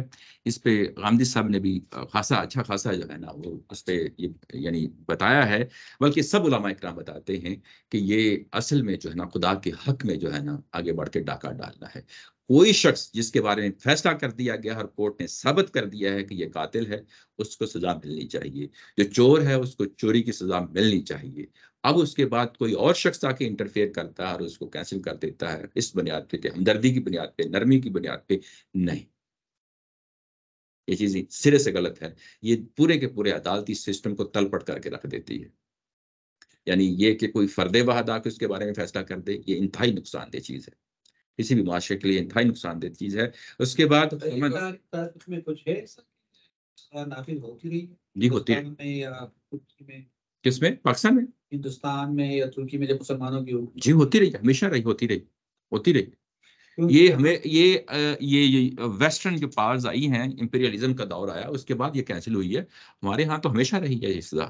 مطلب یہ ہے کہ یہ ترکی کی خلافت ہو، عباسیوں کی ہو، مویوں کی ہو، یہ سزا ہمیشہ رہی ہے، بلکہ جی ایسے ہی بعد میں بھی رہی۔ اس میں بہت سارے یہاں تو ہندو تھے، وہ ایک ڈفرینٹ بحث ہے کہ جو ہے تاریخی طور پہ کیا ہوتا رہا، کہیں کہیں جو ہے نا ظاہر ہے کہ چیزیں اوپر نیچے ہوتی رہی ہے، لیکن عمومی طور پہ یہ سزا رہی ہے، عمومی طور کی بات کر رہا ہوں کہ وہ سزا رہی ہے۔ اور اس میں اس کے بعد کہا گیا ہے کہ فمن تاب، جی جی سوال اور ہے کہ جس طرح قتل میں قصاص کا وہ رکھا ہوا ہے، جی اس میں نہیں، اس میں نہیں، اگر چوری ہوئی ہے اور شخص جس کی چوری ہوئی ہے وہ اگر باپ نہیں، وہ سزا کے ہونے سے پہلے ہے، یہ موضوع بھی جو ہے نا تفسیروں کے اندر آیا ہے، اور یہ بات جب کہہ دی گئی ہے کہ نکالا من اللہ، یہ چیز ثابت ہو گئی، اس کے بعد پیچھے نہیں ہٹا جائے گا، ثابت ہو گئی ہے پھر پیچھے نہیں ہٹا جائے گا۔ یعنی اس میں جس میں قصاص کا قانون رکھا ہے وہ قرآن نے خود بتا دیا ہے، اور جس میں قصاص کا قانون نہیں آیا اور جہاں پہ لفظوں میں بتا دیا ہے کہ اب یہ معاملہ پیچھے نہیں ہٹیں گے، اس کے بارے میں قصاص نہیں ہوگا، ایز اٹ از اس کو امپلیمنٹ کر دیا جائے گا، تو وہ تو الفاظ خود بتا رہے ہوتے ہیں، تو یہاں پہ قصاص کا نہیں ہے۔ قصاص جو ہے نا وہ اور چیزیں ہیں، جس طرح جان کے بارے میں قصاص ہے، یعنی دیت پہ آ جاتے ہیں، یا جان کے بدلے میں جان ہے، یا جو ہے نا وہ آگے چل کے مزید آگے آئیں گی کہ ناک کاٹ دیا، آنکھ نکال دی ہے، تو اس میں بھی قصاص ہوتا ہے۔ لیکن یہ کہ کوئی اور کام معاملہ کر لیا جائے، ان میں ہو سکتا ہے، جن میں قصاص ہے ان میں ہو سکتا ہے، یہاں پہ قصاص کا معاملہ ہی نہیں ہے۔ لیکن اس کی وجہ کچھ سمجھ آتی وجہ یہی ہے کہ جو ظاہر ہے کہ جب ہم شریعت کی بات کرتے ہیں تو ہم جتنی چیز بتا دی جاتی ہے بس اتنی ہی وہ اس پہ، صحیح حکمت کچھ سمجھے کہ انسان اگر کوشش کرتا ہے ہاں تو جی، ایسا کچھ ہے کہ اس میں کیا حکمت ہو سکتی ہے، کچھ ایسا کچھ اس میں سب لوگ یہی کہہ رہے ہیں، سب لوگ، ہماری فکر بھی یہی کہہ رہی ہے کہ جب نکال من اللہ آ گیا ہے تو پھر جو ہے نا یہ پیچھے نہیں ہٹا جائے گا، کیونکہ یہ اللہ کا حق قائم ہو گیا۔ اگر اللہ نے یہ رعایت دی ہوتی، شاید زندگی موجود، اچھا نہیں، یہ جو فلسفہ، ابھی جو بات ہے نا آپ کے سامنے میں کہہ رہا ہوں، اس کو بعد میں کروں گا، چلے ٹھیک، وہ ایک اور چیز ہے، اس کے ساتھ لنک کریں گے تو اور واضح ہو جائے گی۔ چلیں آگے بڑھتے ہیں۔ فمن تاب من بعد، اس کے بعد جو ہے نا تو توبہ کرتا ہے، توبہ کرتا ہے۔ اب آپ دیکھیں کہ کس کے بعد توبہ کرتا ہے، یہ دو سٹیپس ہیں، اس کے بعد توبہ ہو رہی ہے۔ ہو گئی۔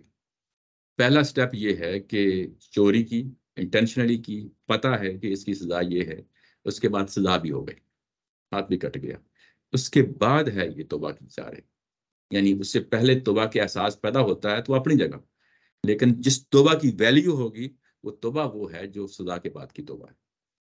یہ کیسے سب یہاں تو ایسا نہیں لگ رہا، یہاں پر ظلم ہی ہے۔ یہ میں ابھی بتا رہا ہوں، فمن تاب من بعد ظلمہ، اور اس کے بعد جس نے توبہ کی اپنے اس ظلم کر چکنے کے بعد۔ ظلم کیا چیز ہے؟ من بعد ظلمہ کا لفظ آ گیا ہے۔ ظلم جو ہے یہ اصل میں کسی کا حق مارنا ہے، آپ نے آگے بڑھ کے کسی کا حق مار دیا ہے، اور یہی وہ حق مارا ہے، کسی کا حق تلف کر دیا ہے، کسی کے جو ہے نا پراپرٹی پہ اپنے قبضہ کر لیا ہے، وائلیٹ کر دی ہے سینکٹیٹی، کسی پراپرٹی کی جو سینکٹیٹی ہوتی ہے، آپ نے ظلم کر دیا ہے۔ اب اس ظلم کا بدلہ تو لازمی ہوگا نا، وہ تو سزا ہوگی، اس سے پیچھا نہیں ہٹا جائے گا، یہ چیز واضح ہو گئی۔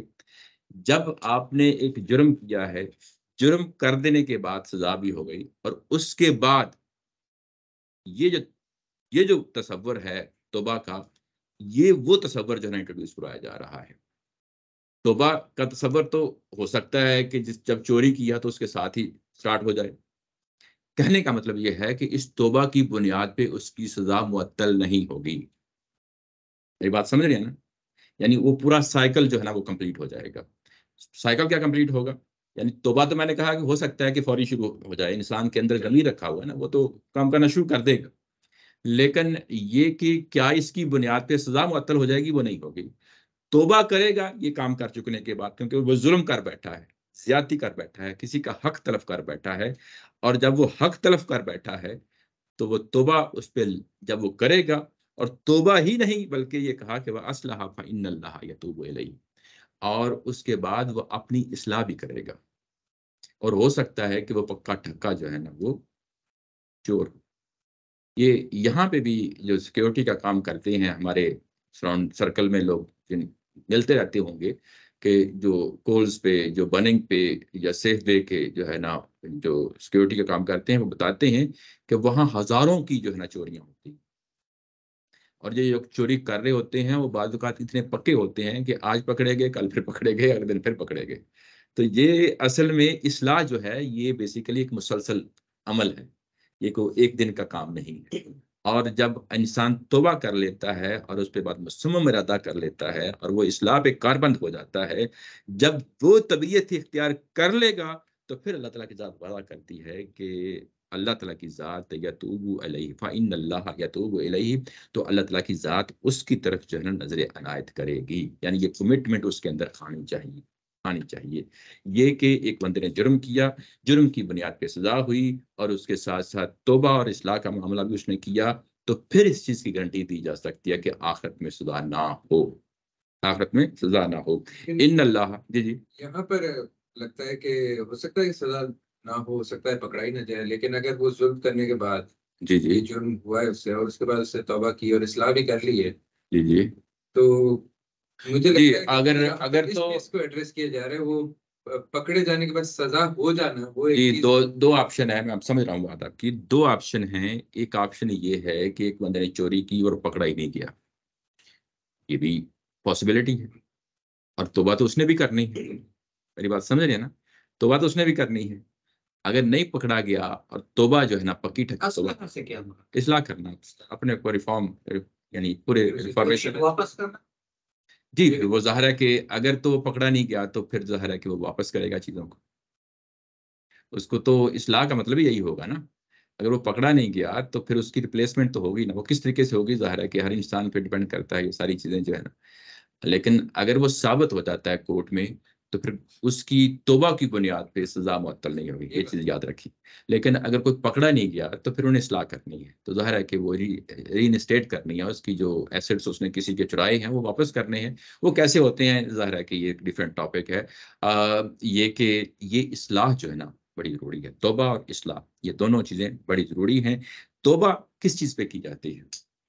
توبہ اس چیز پہ کی جاتی ہے کہ ماضی میں ایک واقعہ ہوا ہے، انسان اس پہ نادم ہے، شرمندہ ہے، ضمیر اس کا جو ہے نا وہ بار بار اس کو کہہ رہا ہے کہ تم نے غلط کام کیا ہے. اور اس کے بعد انسان اللہ کی طرف لپکتا ہے، اللہ سے وعدہ کرتا ہے اور ضمیر کی بات بھی سنتا ہے. اور اس کے بعد وہ آئندہ سے مصمم ارادہ کرتا ہے کہ میں یہ کام نہیں کروں گا. تو اصلاح یعنی ساتھ ساتھ کرتا رہتا ہے. یہی وہ توبہ ہوتی ہے. توبہ کا تصور اصلاح کے بغیر خالی ہے.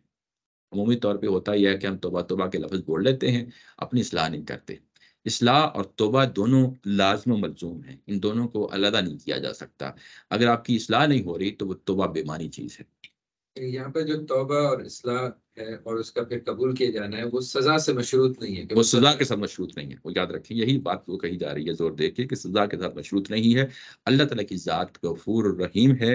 جب اللہ کی ذات غفور الرحیم ہے یعنی ماضی کے آپ کے گناہوں پہ پردہ ڈالتی رہتی ہے، معاف کرتی رہتی ہے اور آئندہ کے لیے رحم کا معاملہ کرتی ہے، تو یہ ساتھ ہی مسلمانوں کو بتا دیا گیا ہے کہ اس شخص کے ساتھ جس کو ڈیفینیٹلی وہ اس کی ذات جو ہے نا ہدف تنقید نہیں بننی چاہیے. یہ بھی بڑا امپورٹنٹ پہلو ہے. کسی مسلم معاشرے میں آج کے دور میں خاص طور پہ بڑا مشکل ہو جاتا ہے. کسی کے ہاتھ کٹے ہوں تو ہر کوئی اس کو گالیاں دے رہا ہوتا ہے. ایسا معاملہ نہیں ہونا چاہیے. یعنی وہ عبرتناک جو سزا ہے وہ بنیادی طور پہ وہ فیل کی سزا ہے کہ یہ کام نہیں ہونا چاہیے، نہ کہ وہ شخص خود ہدف تنقید بن جائے. جب اللہ تعالیٰ کی ذات رحیم ہے تو انسانوں کو کوئی حق نہیں ہے کہ اس کے بارے میں کوئی اس طرح کی جو ہے نا وہ غلط باتیں کرے. میری بات سمجھے؟ اور جب کسی کو کیا معلوم کہ اس کی توبہ قبول ہوئی ہے کہ نہیں ہوئی، اور اگر فرض کیا ہو گئی ہے، اگر آپ سمجھتے ہیں کہ ہو گئی ہے، تو پھر اس کے بعد جب اللہ تعالیٰ کی ذات رحیم ہے، اور میں اور آپ جو ہے نا اس میں کیا اختیار رکھتے ہیں کہ ہم کسی شخص کے بارے میں بول اٹھائیں. بات سمجھ گیا نا؟ یعنی ہمیں بھی اس جگہ پہ کھڑے ہونا ہے. اس کے بعد ہے علم تعلم. اب یہ جو آیا جو ابھی میں پڑھنے لگا ہوں اس کے بعد جو ہے نا وہ ساری بات بتاؤں گا جو میں کہہ رہا ہوں بعد میں بتاتا ہوں.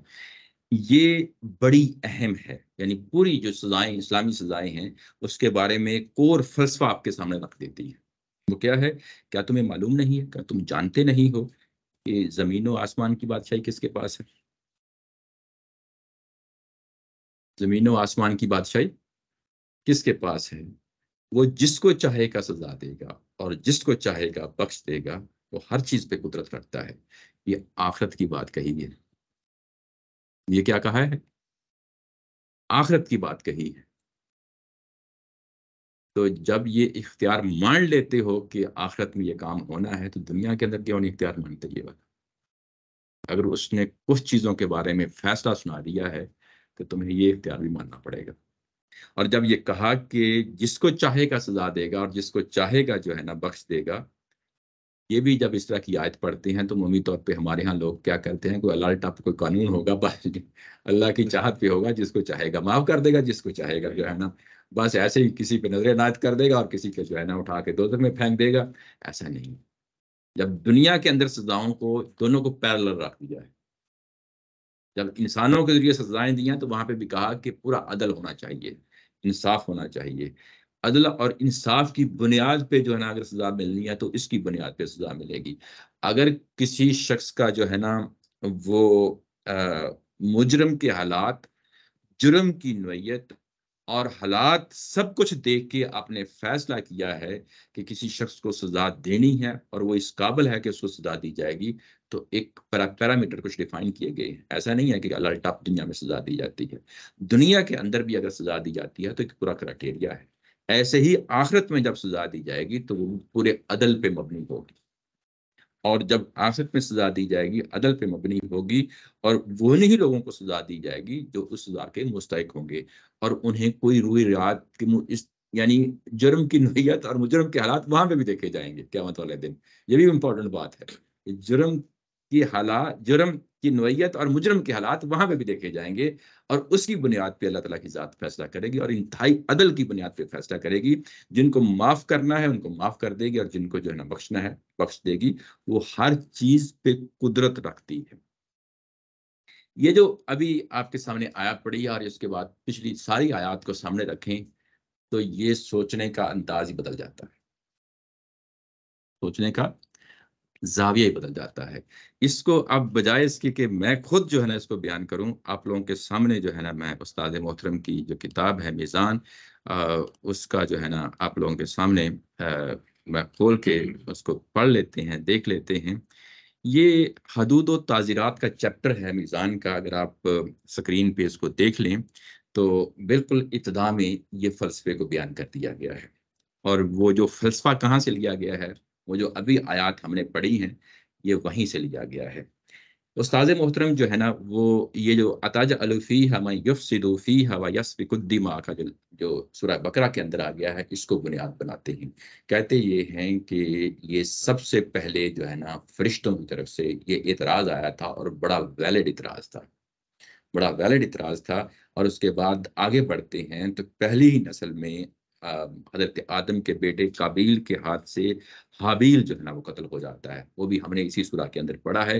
لہٰذا یہ ضرورت اس کے ساتھ ہی سامنے آ گئی کہ انسان کو خود انسان کے شر و فساد سے بچانے کے لیے کوئی تدبیر ہونی چاہیے، یعنی یہ کہ پہلے ایک واقعہ ہوتا ہے، اس کی بنیاد پہ پھر وہ شریعت آتی ہے۔ اور یہ سارا پیچھے ہم نے تسلسل کے ساتھ پڑھا ہے کہ کس طریقے سے شریعت آئی ہے، کس طریقے سے جو ہے نا اللہ تعالیٰ کی ذات نے یہ قانون دیا ہے۔ جرم و سزا کے تمام ضابطے اسی ضرورت سے وضع کیے گئے ہیں۔ یہ بڑی امپورٹنٹ بات ہے کہ جرم و سزا کے تمام ضابطے اسی ضرورت سے وضع کیے گئے ہیں۔ ان میں اصلی مقصود شر و فساد کا استحصال ہے۔ استحصال کا مطلب خاتمہ ہے، شر اور فساد کا خاتمہ ہو جائے، معاشرے کے اندر کوئی جو ہے نا فساد فی الارض کا کوئی ایلیمنٹ نہ رہے، اور وہی ہونا چاہیے۔ لیکن جو لوگ خدا کی ہدایت قبول کر کے، یہ اگلے جو جملے آ رہے ہیں نا بڑے امپورٹنٹ ہیں، یہ پورا فلسفہ آپ کو بتا دیں کہ یہ کیا ہے۔ وہ یہ ہے کہ جو لوگ خدا کی ہدایت کو قبول کر کے اس کے رسولوں پر ایمان لے آئیں، ان کا معاملہ عام مجرموں کا نہیں رہ جاتا، ان کا معاملہ عام مجرموں کا نہیں رہ جاتا۔ قرآن سے معلوم ہوتا ہے کہ اگر وہ جان، مال، آبرو یا نظم اجتماعی کے خلاف کسی بڑے جرم کا ارتکاب کریں، یہ وہی پیچھے جو ہے نا فساد فی الارض کی بات ہے، وہی ہے، تو خدا کا فیصلہ ہے کہ ان کو اسی دنیا میں عذاب دیا جائے تاکہ دوسروں کو عبرت ہو، اور وہ خدا کی اس عقوبت کو دیکھ کر، عقوبت یعنی سزا کو دیکھ کر آخرت کے عذاب سے یاد دہانی حاصل کریں۔ پھر مزید یہ کہ مجرموں کے لیے یہ عذاب اگر وہ توبہ اور اصلاح کا رویہ اختیار کریں تو گناہ سے تطہیر کا ذریعہ بن جائے۔ اصل میں اب آپ کے سامنے وہ پوری کہانی سامنے آ گئی ہے کہ یہ سزا جو دنیا میں سزا دی جا رہی ہے، یہ ایک طرح کی جو آخرت میں سزا دینی ہے اس کو دنیا میں امپلیمنٹ کر دیا گیا ہے۔ جب ایک مسلمان شخص جو ہے اللہ پہ ایمان لے آتا ہے، اللہ کے رسول پہ ایمان لے آتا ہے، اللہ کی کتاب پہ ایمان لے آتا ہے، اس کے بعد وہ سرنڈر کر دیتا ہے کہ میری کچھ بھی چیز نہیں ہے، بلکہ جو کچھ بھی ہے وہ اللہ تعالیٰ کی طرف ہے، جو کچھ آئے گا میں اس کے سامنے سر جھکاؤں گا، اور جو کل کو سزا ہونی ہے کسی چوری کی بنیاد پہ، کسی ڈاکے کی بنیاد پہ، کسی زنا کی بنیاد پہ، کسی کا جان تلف کر دینے کی بنیاد پہ، کل کو کب ہونی ہے؟ ابھی تو ہم نے آیت پڑھی کہ وہ جس کو چاہے گا قیامت والا دن بخش دے گا، جس کو چاہے گا جو نا وہ سزا دے گا، یہی تو آیت پڑھی ہے نا ابھی تھوڑی دیر پہلے۔ تو یہ کہ جو قیامت والے دن سزا ہونی ہے اس کو دنیا کے اندر اس کی ایک جھلک دکھا دی جائے، جو کل کو قیامت والے دن سزا ہونی ہے اس کو دنیا کے اندر اس کی ایک جھلک دکھا دی جائے۔ جب جھلک دکھائی جائے گی تو وہ نہ صرف دنیا کی سزاؤں کے بارے میں متنبع ہو جائیں گے، بلکہ وہ آخرت کی سزاؤں، اصل چیز یہ ہے کہ اللہ کے ہاں اصل جو چیز ہے وہ آخرت ہے، قیامت ہے، اور وہ سارا کا سارا دین اس کے گرد گھوم رہا ہے، یعنی اب سزائیں بھی اسی آخرت کے ساتھ جا کے لنک ہو گئی۔ ابھی ہم نے یہی آیت پڑھی تھی نا، اب یہ پورا کا پورا فلسفہ جو ہے نا آپ کو ایک مختلف جگہ پہ کھڑا کر دیتا ہے۔ یوں ہی اب آپ کے سامنے کوئی یہ شخص کہتا ہے کہ اسلامی سزائیں بڑی سخت ہیں، تو یہ کہیں گے کہ یہ تو ضمنی چیز ہے، یہ تو اسلام کا پورا فلسفہ نہیں ہے۔ میری بات سمجھ رہے ہیں نا؟ یعنی یہ کہ عبرت ناک طریقے سے یہ سزا دی جاتی ہے، لوگوں کے لیے ایک درس ہو، لوگوں کے لیے ایک لیسن ہو، یہ تو ایک ضمنی چیز ہے، اور قرآن نے بھی اس کا ذکر کیا ہے، میں یہ نہیں کہہ رہا کہ لیکن ضمنی چیز ہے۔ اصل چیز کیا ہے کہ کل کو جو سزا قیامت والے دن ہونی ہے اس کی ایک جھلک دنیا کے اندر دے دی جائے، کیونکہ اللہ کا اختیار ہے، اس نے اپنا اختیار برتا ہے، اور جو لوگ مسلمان ہو گئے ہیں، خواہ وہ بنی اسرائیل سے ہوں خواہ وہ بنی اسماعیل سے ہوں، جب جب اللہ تعالیٰ کی ذات نے شریعت دی ہے اور اہل ایمان کو شریعت دی ہے تو یہ سامنے رکھا ہے کہ کل کو جب میں پوری سزا دوں گا اس سے بچنے کے لیے تم کو دنیا میں ایک ہلکی سزا دے رہا ہوں، بجائے اس کے کہ کل تم ان سزاؤں میں جو ہے نا پکڑے جاؤ، دنیا میں چوری کی، دنیا میں زنا کیا، دنیا میں ڈاکہ ڈالا، کل کو پکڑے جاؤ تو وہاں پہ بھاری سزائیں ہوں گی، اس کی ایک جھلک دنیا میں تم جو ہے نا بھگت لو، اور اس کے بعد پھر تمہارے لیے تطہیر کا راستہ کھول دیا ہے۔ یعنی دنیا کے اندر تم توبہ کرو گے تو اس کے نتیجے میں، یعنی پکی توبہ کرو گے، اصلاح کرو گے، اور اس کے نتیجے میں تمہیں دنیا کے اندر بخش دوں گا، اور آخرت کی سزا جو ہونی تھی، جتنا بڑا تم ظلم کر بیٹھے تھے، جتنا بڑا تم جرم کر بیٹھے تھے دنیا کے اندر، جو آخرت میں سزا ہونی تھی وہ میں نے معطل کر دی، وہ میں نے کینسل کر دی، اس کی سزا تمہیں دنیا کے اندر دے دی، لیکن اس کے بعد دنیا کے اندر جو ہے تمہارے لیے تطہیر کا سامان بھی اس کے اندر پیدا کر دیا۔ یہ وہ فلسفہ ہے جو سامنے رہنا چاہیے ان سزاؤں کے بارے میں۔ یوں ہی آپ اس فلسفے سے پیچھے ہٹیں گے تو آپ کے لیے یہ پوری سزائیں سمجھنا مشکل ہو جائے گا۔ بات واضح ہو گئی؟ یعنی یہ وہ چیز ہے جس کو عمومی طور پہ جو نا سمجھنا مشکل ہو جاتا ہے۔ ہمارے ہاں بھی جب قانون کی زبان میں فقہ کی بات ہو رہی ہوتی ہے تو وہاں پہ بھی یہ چیز نہیں بتائی جاتی، اس سے امپریشن یہی ملتا ہے کہ یہ تو بڑی سخت سزائیں ہیں، یہی امپریشن ملتا ہے۔ لیکن کیونکہ ظاہر ہے کہ ہمارے اساتذہ انہوں نے قرآن کا جو فلسفہ ہے قرآن ہی کی زبان سے بیان کیا جا رہا ہے، اسی کو جب بیان کرتے ہیں تو چیزیں اب سمجھ میں آنا شروع ہو جاتی ہیں۔ جب آپ ایک شخص اس کو اس اینگل سے سمجھ لیتا تو پھر میرا نہیں خیال کہ کوئی اعتراض ہونا چاہیے۔ یہ وہ چیز ہے جس کو جو ہے نا وہ سامنے رکھنا چاہیے اور اس کو پلے باندھ لینا چاہیے۔ یعنی یہ چیز، اس کے ساتھ ایک اور چیز ہے جو میں آپ کے سامنے رکھنا چاہتا ہوں، یہ ابھی جو توبہ کا جو تصور آیا ہے یہ ایک جرم کر چکنے کے بعد ہے، اور یہ توبہ کا یہ تصور جو ہے یہ اللہ تعالیٰ کی ذات کے ساتھ ہے۔ یہ واضح ہو گئی یہ ساری چیز۔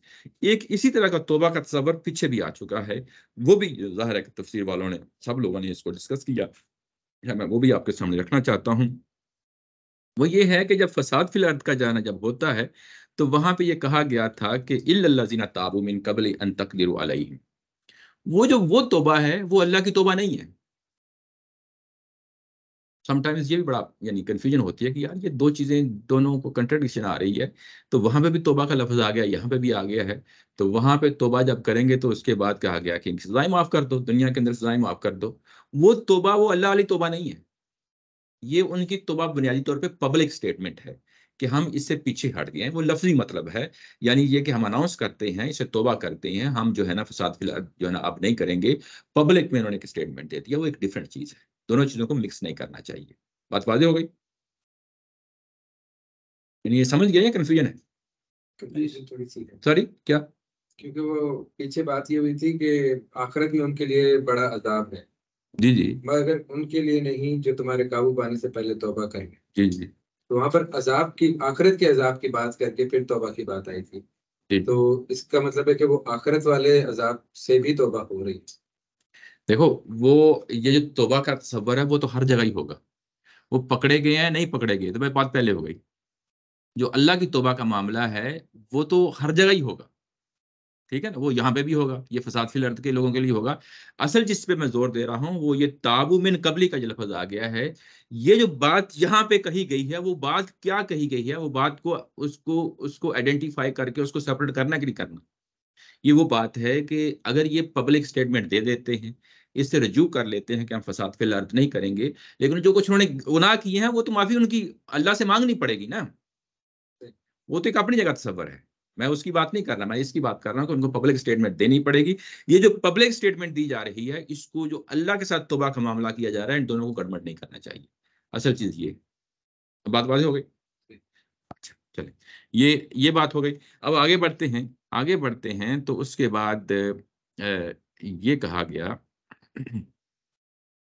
اب سزائیں جو ہے نا بیان کر دی گئی, اینڈ ٹو اینڈ ساری سزائیں, یعنی جسمانی یعنی جان تلف ہوتی ہے اس کی سزا بھی بیان کر دی گئی, فساد فی الارض کی سزائیں بھی بیان کر دی گئیں, اس کے بعد مال تلف ہوتا ہے تو اس کی سزائیں بھی بیان کر دی گئیں. اب اس کے بعد قرآن مجید کرتا کیا ہے کہ ایک کوئی حکم آتا ہے یا کوئی ایک معاملہ ہوتا ہے تو اس کے بعد لوگوں کے رویے سامنے آنا شروع ہو جاتے ہیں, لوگوں کا ریئیکشن آنا شروع ہو جاتا ہے. اب یہاں پہ لوگوں کا جو ریئیکشن آیا ہے ان احکامات آ چکنے کے بعد ان کو ایک ایک کر کے قرآن مجید بیان کرے گا. یہ جو چیزیں پیچھے بیان ہوئی ہیں سزاؤں کے حوالے سے, اب ان کے جو لوگوں کے رویے اختیار کریں گے اس پہ یہ نظم ہے. نظم کی صورت میں جو چیزیں آگے بڑھ رہی ہوتی ہیں تو ہم جو ہے نا اس کو دیکھ رہے ہوتے ہیں. یا ایھا الرسول لا يحزنك الذين يسارعون في الكفر من الذين قالوا آمنا بافواههم ولم تؤمن قلوبهم. تمہیں وہ لوگ آزردہ نہ کریں اے پیغمبر جو خدا کی شریعت کا انکار کر دینے میں ایک دوسرے سے بڑھنے کی کوشش کر رہے ہیں. یہ لفظ یہاں پہ استعمال ہوا ہے یا ایھا الرسول, اے اللہ کے رسول, اے رسول, رسول کا لفظ آ گیا یہاں پہ.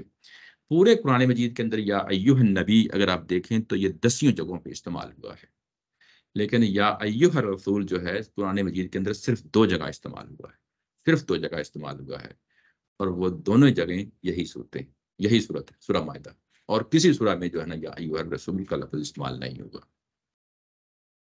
یہ اس سورہ مائدہ کی جو ہے نا اہمیت آپ کے سامنے آ جاتی ہے کہ یا ایھا الرسول جو لفظ ہے رسول, یہ صرف اور صرف 2 دفعہ استعمال ہوا ہے, اور دونوں اسی سورہ کے اندر ہے. وہ جو اگلی اگزامپل ہے جب آئے گی تو وہاں دیکھ لیں گے, پھر میں دہرا دوں گا اس بات کو, لیکن یہ کہ یہ اسی سورہ کے اندر یہ یا ایھا الرسول کا لفظ استعمال ہوا ہے. اس میں جو رسالت کا منصب ہے نبی محترم صلی اللہ علیہ وسلم کا, یہ تو آپ لوگوں کو معلوم ہے کہ رسول اور نبی میں فرق ہوتا ہے. رسول جو ہے وہ زمین کے اوپر قیامت بن کے آتے ہیں, نبی جو ہے نا وہ ضروری نہیں کہ وہ قیامت بن کے آئیں, وہ محض پیغام دینے کے لیے آتے ہیں. اور یہ رسول کا لفظ بول کے ظاہر ہے کہ وہ فساد فی الارض کی بات بھی پیچھے ہوئی تھی, اور اس میں اللہ اور اللہ کے رسول کے ساتھ لڑنے کی بات بھی ہوئی تھی, اور ساتھ ہی رسول کی بات کر دی. تو مطلب یہ ہے کہ یہ معاملہ جو ہے یہ کوئی آسان نہیں ہے, رسالت کا معاملہ ہے. اور یہ کہا کہ یہ لوگ جو ہے نا وہ آپ کے لیے آپ کو حزن و ملال کا باعث نہ بنے, آپ کو یعنی ازردہ نہ کر دیں. یہ حزن کا جو لفظ ہے یہ اردو زبان میں بھی استعمال ہوتا ہے, لا یحزنک الذین, وہ لوگ جو ہیں وہ آپ کو ازردہ نہ کریں. کون لوگ ازردہ نہ کریں؟ یسارعون فی الکفر, جو کفر میں ایک دوسرے سے آگے بڑھ جانے کی کوشش کر رہے ہیں. یسارعون یہ سرعت کا لفظ ہے, اردو زبان میں بھی استعمال ہوتا ہے. اس کا مطلب یہ ہوتا ہے جب اس طریقے سے آتا ہے یسارعون یعنی مسارعہ, یعنی یہ جس کو ہم مسابقت نہیں کہتے کہ ایک دوسرے سے آگے بڑھ جانے کی کوشش کرنا, دوڑتے رہنا, دوڑ میں, گھڑ سواری میں یا کسی اور چیز میں آگے بڑھ جانے کی کوشش کرنا, یہ وہیں سے یہ محاورہ بنا ہے. جی سوری, مقابلہ, یعنی ایک دوسرے سے مقابلے میں آگے بڑھ جانا. جو کوشش کر رہے ہیں, مقابلہ بازی کر رہے ہیں, ایک دوسرے سے آگے بڑھنے کی کوشش کر رہے ہیں. کس چیز میں کوشش کر رہے ہیں؟ کفر میں کر رہے ہیں. جب لفظ کفر آتا ہے تو ہم کوشش کرتے ہیں کہ اس کو سمجھنے کی کوشش کریں کہ وہ کفر کون سا کفر ہے. تو یہاں پہ کفر جو ہے, کیونکہ پیچھے شریعت بیان ہوئی ہے تو شریعت کے انکار ہے. یہ وہ کفر نہیں ہے جو مشرکین مکہ کا کفر ہے. یہ دونوں چیزوں کو بعض وقت گڑبڑ کرنے سے بھی پرابلم پیدا ہو جاتے ہیں. تو یہاں پہ کیونکہ پیچھے شریعت کا بیان تھا, اس شریعت کو آپ لوگ نہیں مانیں گے, نہیں مانیں گے. جب نہیں مانیں گے تو یہ کفر کا مطلب یہ ہے کہ اس شریعت کا انکار ہے. یہی وجہ ہے کہ نیچے جو ہے نا بریکٹ میں رکھا ہے کہ خدا کی شریعت کا انکار کر دینے میں ایک دوسرے سے بڑھنے کی کوشش کر رہے ہیں. اب یہ کون لوگ ہیں یہ جو کوشش کر رہے ہیں؟ اس سے پہلے کہ میں آگے بڑھوں، یہاں پہ جو رسول کا لفظ لایا گیا ہے اور اس کے بعد لا یحزن کا، یہ ایک طرح کی تسلی ہے، تشفی ہے. آپ صلی اللہ علیہ وسلم کو جو ہے نا یہ سمجھایا جا رہا ہے کہ یہ شریعت آ گئی ہے. اب لوگ جو ہے نا اس شریعت کو نہیں مان رہے، کچھ لوگ نہیں مان رہے، تو یہ آپ کے حزن و ملائل کا باعث نہ ہو. ایک طرح کی تسلی دی جا رہی ہے، ایک طرح کی تشفی دی جا رہی ہے. یعنی آپ نے اپنی ذمہ داری ادا کر دی، آپ نے بات پہنچا دی، آپ کی بات پہنچ گئی، تو آپ کی جو ہے نا جو بات پہنچ گئی ہے، بات پہنچا دی گئی ہے، بات سمجھا دی گئی ہے، آپ کی ذمہ داری ادا ہو گئی. اس کے بعد آپ کی کوئی مزید ذمہ داری نہیں ہے. اور اس کا نزلہ آپ کی ذات پہ نہیں کرنا چاہیے، آپ کو ازردہ نہیں ہونا چاہیے، آپ کو حزن و ملال کا شکار نہیں ہونا چاہیے. جب یہ چیزیں سمجھا دی گئی ہیں، جب یہ چیزیں کہہ دی گئی ہیں، تو آپ کو اس جو اللہ تعالیٰ کی طرف سے جو ہے نا ایک طرح کی جو آپ کو سولس، جو آپ کو جو ہے نا ایک طرح کی بات سمجھائی گئی ہے اور ایک طرح کا بات تسلی اور تشفی دی گئی ہے، اس کو قبول کریں. یہ بات ہے جو ظاہر ہے کہ یہاں پہ رسول کا لفظ لا کے بیان کی گئی ہے، اور لا یحزن کا جو لفظ لا کے جو ہے نا یہاں پہ بیان کی گئی ہے. اور لوگ جو ہے نا شریعت کا انکار کر رہے ہیں، جو شریعت جو ہے نا ابھی نازل ہوئی ہے اس کو بتایا جا رہا ہے. اور یہ کون لوگ کر رہے ہیں؟ من الذین قالوا آمنا، یہ وہ لوگ کر رہے ہیں جو کہہ رہے ہیں، جو اپنی بی افواہہم، جو اپنی منہوں سے کہہ رہے ہیں کہ ہم اللہ پہ ایمان لائے، اللہ کے رسول پہ ایمان لائے. حقیقتاً وَلَمْ تُؤْمِنْ قُلُوبُهُمْ، اور حقیقتاً ان کے دل جو ہے نا ابھی ایمان قبول کیا ہی نہیں. تو یہ انڈرسٹوڈ ہو گیا کہ یہ کون لوگ؟ منافق لوگ، منافق لوگ ہیں. اب آپ سمجھ لیں کہ ہم لوگ فتویٰ نہیں دیتے کسی کے مشرک ہونے کا، کسی کے کافر ہونے کا، کسی کے منافق ہونے کا. ہم کسی کو فتویٰ نہیں دیتے. یہ تو ہمیں اسٹرکٹلی جو ہے نا قرآن مجید کے مطابق ہمارے اساتذہ نے بھی اس چیز کو سختی سے منع کیا ہے. لیکن بات یہ ہے کہ جو پچھلی ہدایت آئی ہے ابھی ابھی، جو لوگ پیچھے ہٹ جاتے ہیں، اس کی کوئی وجہ بھی ہے تو ظاہر ہے کہ وہ چیز یہاں پہ کور ہو گئی ہے. من الذین قالوا آمنا، وہ اپنے منہوں سے کچھ کہہ رہے ہیں لیکن ان کے دل ابھی تک جو ہے نا اس چیز کو قبول نہیں کیے ہوئے. یہ ایک کیٹیگری ہے، ایک کیٹیگری ہے. دوسری کیٹیگری جو ہے نا وہ ہے وَمِنَ الَّذِينَ هَادُوا، یہ وہ لوگ ہیں جو اپنے آپ کو یہودی کہلاتے ہیں. اب کون لوگ ہیں جو اس شریعت کا انکار کر بیٹھے ہیں؟ یہ تو آپ سمجھ رہے ہیں کہ یہودیوں کا کیا معاملہ ہے اس میں. یہ تو منافقین کی بات تو سمجھ میں آتی ہے، لیکن یہودیوں کو کیوں قرآن مجید نے ساتھ ملا لیا ہے؟ ایسا ہی ہے نا، ملا لیا ہے. اس لیے کہ پیچھے جو فساد فی الارض کی سزائیں تھیں، قتل کی سزائیں تھیں اور چوری کی سزائیں تھیں، یہ تو تورات میں بھی آئی ہیں. اور پیچھے یہی تو کہا تھا کہ ہم نے بنی اسرائیل کے اندر مسلسل جو ہے نا رسول بھیجے، نبی بھیجے، اور ہمیشہ جو ہے نا شریعت کا انکار کرتے رہے. اور یہ لوگ بھی جو ہے نا شریعت کا انکار کر رہے ہیں. تو یہ بھی تو رنج اور باعث کا باعث بنتی ہے ایک رسول کے لیے، ایک پیغمبر کے لیے. تو جو لوگ یہودی ہوئے، جو اپنے آپ کو یہودی کہلاتے ہیں، وہ لوگ بھی اس کا انکار کر رہے ہیں. اور کون انکار کر رہا ہے؟ دوسرا، منافقین انکار کر رہے ہیں. یہ جو منافقین کر رہے ہیں، یہ پیچھے سورہ النساء کے اندر آیت نمبر 60 جو ہے اس میں یہ آ چکی ہے. میں اب آپ کو وہاں پہ لے جاتا ہوں، اور وہاں پہ اگر آپ اس کو جا کے دیکھیں تو وہاں جب یہ آیت نمبر 60 میں آیا ہے، أَلَمْ تَرَ إِلَى الَّذِينَ يَزْعُمُونَ أَنَّهُمْ آمَنُوا بِمَا أُنزِلَ إِلَيْكَ وَمَا أُنزِلَ مِن قَبْلِكَ يُرِيدُونَ أَن يَتَحَاكَمُوا إِلَى الطاغوت. یہ منافقین جو ہے، یہ اللہ اور اللہ کے رسول کی طرف سے جب حکومت قائم ہو گئی تو ہونا یہ چاہیے تھا کہ یہ اللہ کے رسول کی طرف آتے اور معاملات ان کے سامنے رکھتے اور وہ اللہ کے رسول ان کا فیصلہ کرتے. یہ یہودیوں کے پاس چلے جاتے ہیں اپنا معاملات کرنے کے لیے. دونوں صورتیں، سورہ النساء اور سورہ مائدہ جو ہے نا، یہ جوڑا جوڑا صورتیں ہیں. تو ایک جگہ پہ ایک چیز معمولی بات کی جاتی ہے اور اس کو جا کے اگلی سورہ میں کھول دیا جاتا ہے. تو جو پچھلی سورہ کے اندر بات کی جا رہی تھی اس کو مزید آ کے یہاں پہ اب پھیلایا ہے، اس کو کھولا ہے اور اس کی بات یہاں پہ کی گئی ہے. اور ساتھ ہی ظاہر ہے کہ یہودیوں کو ملا لیا ہے. سماعون للکذب، یہ وہ لوگ ہیں جو جھوٹ پہ جو ہے نا اپنے کان لگائے بیٹھے ہیں. جھوٹ پہ کان لگائے بیٹھے ہیں. اس کے بعد پھر بات کو دہرایا ہے کہ سماعون لقوم آخرین، یہ کن لوگوں کی باتوں پہ جو ہے نا کان لگائے بیٹھے ہیں، یہ ایک دوسری قوم ہے. دوسری قوم یعنی یہ کہ ان کے سردار ہیں، ان کے جو ہے نا علماء ہیں، ان کے فقیہ ہیں، وہ کیا کرتے ہیں، انہوں نے جھوٹ کی مشینیں لگائی ہوئی ہیں.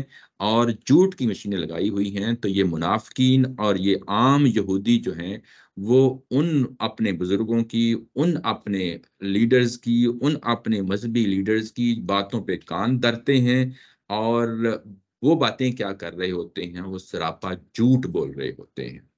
یہ بڑی اہم بات ہے، بڑی اہم بات ہے کہ لیڈرز جھوٹ بول رہے ہوتے ہیں، پروپیگنڈا کر رہے ہوتے ہیں. لم یعتک، یہ وہ لیڈرز ہیں، یہ وہ ان کے علماء ہیں جو کبھی رسول اللہ صلی اللہ علیہ وسلم کے پاس نہیں آئے، جو کبھی نبی محترم صلی اللہ علیہ وسلم کے پاس نہیں آئے. یہ بڑا امپورٹنٹ پوائنٹ ہے. جب آپ آئے نہیں تو کسی کے بارے میں بات کی جا سکتی ہے؟ نہیں کی جا سکتی. یعنی لوگوں کے ساتھ انٹریکشن ہوگا، آپ کے جو بھی شکایتیں ہیں، آپ کے جو بھی معاملات ہیں، بات سامنے رکھیں گے، معاملات رفع دفع ہو جائیں گے. لیکن اگر آپ نے طے کر لیا ہے کہ میں سائڈ پہ بیٹھ کے جو ہے نا جھوٹ بولوں گا اور جھوٹ ہی بولتا چلا جاؤں گا، خواہ وہ اس رسول کے بارے میں ہو، خواہ اس رسول کی لائی ہوئی شریعت کے بارے میں ہو، خواہ وہ کسی اور پہلو سے ہو، معصوم لوگوں کو، جو حکمران، جو مذہبی لیڈر، جو سیاستدان دوسرے سیاستدانوں کا، دوسرے مذہبی لیڈرز کا مذاق اڑاتے ہیں اور بغیر جو ہے کسی ثبوت کے اڑاتے ہیں، یہ ان کی بات کہی جا رہی ہے. اور جب یہ لوگ اس طریقے سے جھوٹ کو ہی اوڑھنا بچھونا بنا لیتے ہیں تو یہ ان کی یہاں پہ بات کہی جا رہی ہے کہ سماعون للکذب، یہ جھوٹ کو ہی سنتے ہیں. سماع کا مطلب ہوتا ہے، سمیع کا لفظ نہیں لایا گیا یہاں پہ یعنی محض سننا ہے. سماع کا جب لفظ لایا جاتا ہے تو اس کا مطلب یہ ہوتا ہے کہ اس کو سننا اور اس کو قبول کرنا، یعنی اس کو اندر قبول کرنے کا بھی ایلیمنٹ ہوتا ہے. یعنی کان دھرنا، سننا، بات مان لینا، یہ ساری چیزیں اس کے اندر ہوتی ہیں. وہ جھوٹ کو ہی اوڑھنا بچھونا بناتے ہیں اور جھوٹ کو ہی سنتے ہیں. اور وہ کن لوگوں کی باتوں پہ کان دھرتے ہیں، وہ اپنے مذہبی لیڈر، اپنے سیاسی لیڈر، اپنے جو زوما ہے ان کی باتوں پہ کان دھرتے ہیں اور اسی کو قبول کرتے ہیں. اور یہ وہ لیڈرز ہیں جو کبھی آپ کے پاس نہیں آئے. یحرفون الکلم عن مواضعہ من بعد مواضعہ، اور یہ جو لیڈرز ہیں یہ کیا کر رہے ہوتے ہیں، یہ لیڈرز جو ہے نا یہ اپنی مذہبی کتاب تورات جو کتاب ہے اس کی جو جگہ ہوتی ہیں، ٹیکسٹ ہوتا ہے، اس سے چیزوں کو اٹھاتے ہیں اور اٹھانے کے بعد اس کو تحریف کر ڈالتے ہیں. اب یہ دو چیزوں کا دونوں کو اکٹھا رکھ دیا ہے. دو چیزیں ہیں، دونوں کو اکٹھا رکھ دیا ہے. یعنی یہ کہ وہ پروپیگنڈا کرتے ہیں. کس کے خلاف کرتے ہیں؟ ظاہر ہے کہ قرآن کے خلاف کرتے ہیں، نبی کے خلاف کرتے ہیں، پروپیگنڈا کرتے ہیں، جھوٹ بولتے ہیں. اور ان کے جو پیروکار ہیں وہ ان کی جھوٹ پہ کان دھرتے ہیں اور اس پروپیگنڈے کا شکار ہو جاتے ہیں. اور پورے معاشرے میں ایک فضا قائم رکھی ہے، جھوٹ ہی بولنا ہے، جھوٹ ہی چلانا ہے، جھوٹ ہی پروپیگنڈا ہے، اسی پہ جو ہے نا سب کچھ چل رہا ہے. اور اسی پہ جو ہے نا اس زور پہ ساری یہ کمپین چل رہی ہے. اور اس کے بعد ان اپنے جو مذہبی لیڈرز ہیں ان کا کیا طریقہ کار ہے؟ ان کا اپنا طریقہ کار یہ ہے کہ یہ مذہبی کتابیں جو ان کی ہیں، تورات ہے، اس کے الفاظ بدل دیتے ہیں اور موقع محل کو سمجھ لینے کے بعد، یہاں پہ آ گیا ہے من بعد مواضعہ، یعنی اس کا موقع محل سمجھ لیا اور اس کے بعد یہ سب کچھ کر رہے ہوتے ہیں. یعنی قرآن مجید کا جو ٹیکسٹ ہوتا ہے یا تورات کا جو ٹیکسٹ ہوتا ہے، یہ ان کی بات کہی جا رہی ہے تو ظاہر ہے وہ تورات کی بات کہی جا رہی ہے. تو تورات کا جو ٹیکسٹ ہے اس کو سمجھ کے، اس کی پوری بات کو سمجھ کے اور سمجھ چکنے کے بعد اس میں تحریف کر ڈالی. بات سمجھیے. اب ان کے دو جو بیہیویئر ہیں وہ دونوں سامنے آ گئے. ان کا اللہ کی کتاب کے ساتھ معاملہ وہ بھی جھوٹ پہ مبنی ہے. بات کو سمجھ لیا اور اس کے بعد بدل ڈالا. یہ سب سے گھٹیا ترین حرکت ہو سکتی ہے کسی مذہبی لیڈر کی. بات کو سمجھا اور اس کو بدل ڈالنا، یہ بھی جھوٹ ہے. اور اس کے بعد روزمرہ زندگی کی مثال ہے کہ یہ آپ کے خلاف پروپیگنڈا کرتے ہیں، آپ کے خلاف جھوٹ بولتے ہیں اور باقی لوگ جو ہے نا اس کو قبول کرتے ہیں. یہ پورا ماحول اس طرح کا بن چکا ہے. جو خدا کی لائی ہوئی کتاب کو معاف نہیں کرتے وہ ان سے کچھ بھی ایکسپیکٹ کیا جا سکتا ہے، وہ کچھ بھی کر سکتے ہیں. یہ جو سورہ ہے سورہ مائدہ آخری دور کی سورہ ہے. یہ چیز سامنے رہنی چاہیے کہ جب اتمام حجت ہوتا ہے اور اپنے انجام تک پہنچ گیا ہوتا ہے تو اس میں ایک اور پہلو ہے جو اہل کتاب کے ساتھ اللہ تعالیٰ کی ذات نے اختیار کیا ہے. ایک پہلو وہ ہوتا ہے کہ عام جو لوگ ہوتے ہیں جو مسلمان ہوتے ہیں ان کے اندر بھی تزکیہ اور تطہیر ہو رہی ہوتی ہے، اور اسی طریقے سے جو اہل کتاب جن کو ان پہ اتمام حجت ہو رہا ہے ان کی بھی تزکیہ اور تطہیر ہو رہی ہوتی ہے، یعنی ان کو بھی علیحدہ علیحدہ کیا جا رہا ہوتا ہے.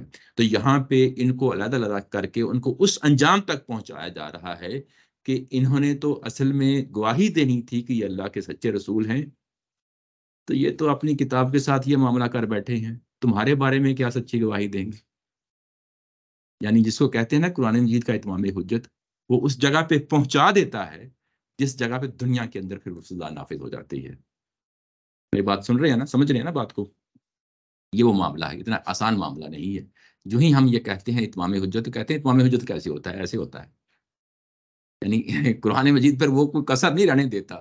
جب انہوں نے مانا نہیں، رسول کو نہیں مانا، کیوں نہیں مانا؟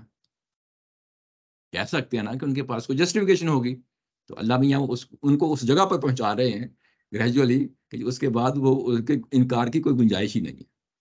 بتایا جا رہا ہے کہ جو اپنی کتاب کو نہیں مانتا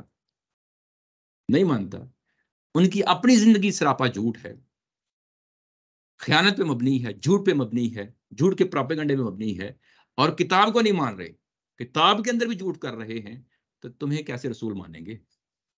اس جگہ پہ پہنچا دیا ان کو. یقولون ان اوتیتم، اور اس کے بعد یہ کہتے ہیں کہ جب ان کے پاس فیصلہ کرانے کے لیے جاؤ، کن کے پاس؟ اس رسول کے پاس فیصلہ کرانے کے لیے جاؤ. کون کہہ رہا ہے؟ یہ سب کہہ رہے ہیں، منافقین کہہ رہے ہیں، عام یہودی کہہ رہے ہیں، ان کے عام علماء کہہ رہے ہیں کہ اگر تمہیں جانا پڑ گیا اس رسول کے پاس فیصلہ کرانے کے لیے تو کیا ہو، ان اوتیتم ھذا فخذوہ، اگر وہ تمہیں یہ والا فیصلہ کر کے دے دیں تو پھر اس کو قبول کر لو. اب یہ والا فیصلہ ھذا کا لفظ آ گیا، کون سا یہ والا؟ مطلب یہ ہے کہ جو ان کی اپنی من مرضی کا فیصلہ ہو، نہ وہ ان کی کتاب پہ مبنی ہوگا، تورات پہ مبنی ہوگا، اور کس چیز پہ مبنی ہوگا؟ ان کی اپنی خواہش پہ، اپنی نفسانی خواہشات پہ، جس کو وہ چاہتے ہیں کہ اس طرح کا فیصلہ ہو. اگر اس طرح کا فیصلہ نبی محترم صلی اللہ علیہ وسلم کے پاس جاتے ہیں، اگر یہ فیصلہ ہو جاتا ہے، اس کے مطابق فیصلہ ہو جاتا ہے جو ان کو پہلے سے طے کیا ہوا ہے، سب نے مل جل کے طے کیا ہوا ہے، اگر اس کے مطابق ہو جاتا ہے تو پھر اس کو لے لو. فخذوہ وان لم تؤتوہ، اور اگر وہ نہیں دیتے یہ والا فیصلہ جو تم پہلے سے طے شدہ کر کے جاتے ہو، فاحذروہ، پھر اس سے بچو، پھر اس سے بچو. ومن یرد اللہ، اور جس کو اللہ تعالیٰ کی ذات چاہتی ہے فتنتہ، کہ وہ کسی فتنے میں پڑ جائے، فلن تملک لہ من اللہ شیئا، تو پھر اللہ کے مقابلے میں آپ کا کوئی زور نہیں ہے، آپ پھر اللہ کے مقابلے میں بے بس ہیں. اب یہاں پہ یہ ہدایت و ضلالت کا قانون ہے.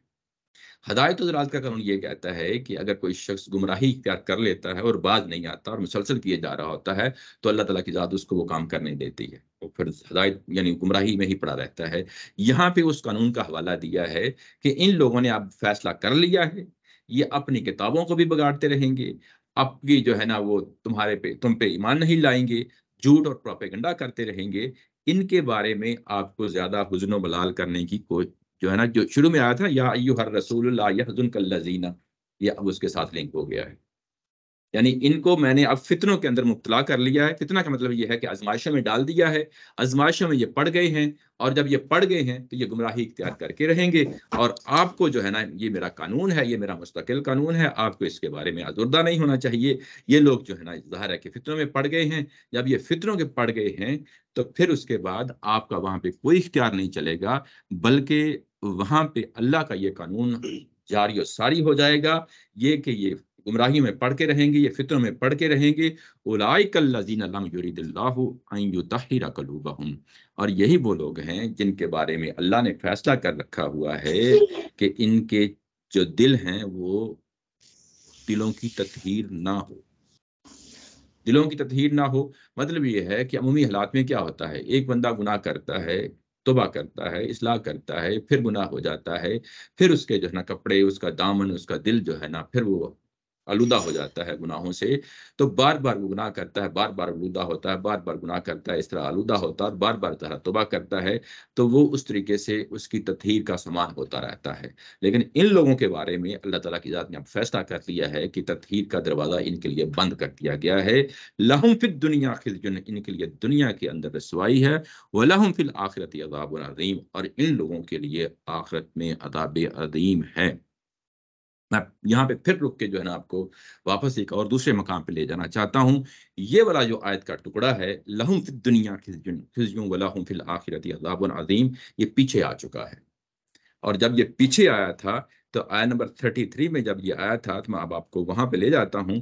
آیت نمبر 33 میں اگر آپ دیکھیں جا کے تو وہاں پہ جو سزائیں دی گئی ہیں، سزائیں یہ کہ ان کی تقتیل کی جائے، ان کی تسلیب کی جائے، ان کو مخالف سمتوں سے ان کے ہاتھ پاؤں کاٹے جائیں، اور اس کے بعد اس کو ایک علاقے سے نکال دیا جائے۔ اس کے بعد میں کہا تھا ذالک لہم خزی فی الدنیا والآخرۃ ولہم فی الآخرۃ عذاب عظیم۔ وہاں فساد فی الارض کی سزا تھی، اور یہاں پہ سیم سزا ہے، لیکن کس کی بنیاد پہ ہے؟ یعنی وہاں پہ نتیجہ بیان کیا گیا نا کہ دنیا کے اندر سزا ہے اور آخرت میں سزا ہے، اور یہاں پہ بھی اگر آپ دیکھیں آ کے تو آیت نمبر جو 41 ہے، یہاں پہ بھی آ کے یہ سزا دی گئی ہے۔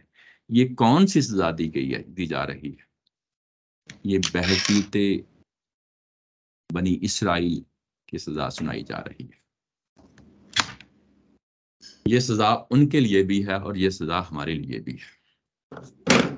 جب بنی اسرائیل کی سزا کی بات کرتے ہیں تو یہ بنی اسماعیل آٹومیٹیکلی ہوتی ہے، بنی اسماعیل کے بارے میں کوئی بات ہوتی ہے تو بنی اسرائیل کے بارے میں بھی آٹومیٹیکلی ہوتی ہے۔ یہ دونوں کا قانون جو ہے نا کوئی علیحدہ علیحدہ قانون نہیں ہے۔ اگر وہ جھوٹ بولتے ہیں اور جھوٹ کو ہی اوڑنا بچونا بنا لیتے ہیں، اور اللہ کی کتاب کا معنی متعین ہو گیا، اللہ کی جو شریعت ہے وہ متعین ہو گیا، لیکن آپ نے ماننا نہیں، اس کو بدل کے رکھ دینا ہے، اگر یہی کام امت مسلمہ بھی کرتی ہے تو اس کے ساتھ بھی یہی سزا ہے، اور یہ سزا دنیا میں بھی ہوتی ہے اور آخرت میں بھی ہوگی۔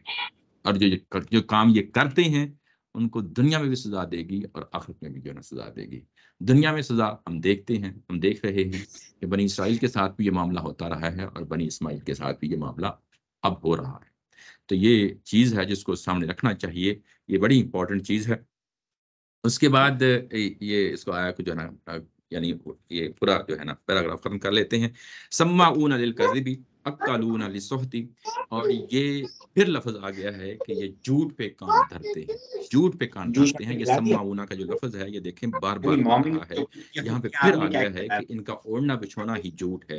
اکالون للسحت، اور یہ جو لوگ ہیں یہ برائبری یعنی جس کو رشوت کہا جاتا ہے، سہت کا لفظ لایا گیا ہے۔ سہت کہتے ہیں حرام مال، حرام مال جو کمایا جاتا ہے کھایا جاتا ہے اس کے لیے سہت کا لفظ آتا ہے، لیکن یہاں پہ ظاہر ہے کہ کنٹیکسٹ میں اس کا مطلب یہ ہے کہ رشوت، یہ رشوت کا یہ لین دین بازار گرم ہے، رشوت کا لین دین کا بازار گرم ہے۔ فائن جاؤ کا، کیونکہ یہاں رشوت کس چیز کی ہے کہ یہاں پہ اب گواہیاں پیش کی جائیں گی، گواہیاں بھی جھوٹ پہ مبنی ہوں گی، کہ جھوٹ ہے توڑنا بچھڑنا جھوٹ ہے۔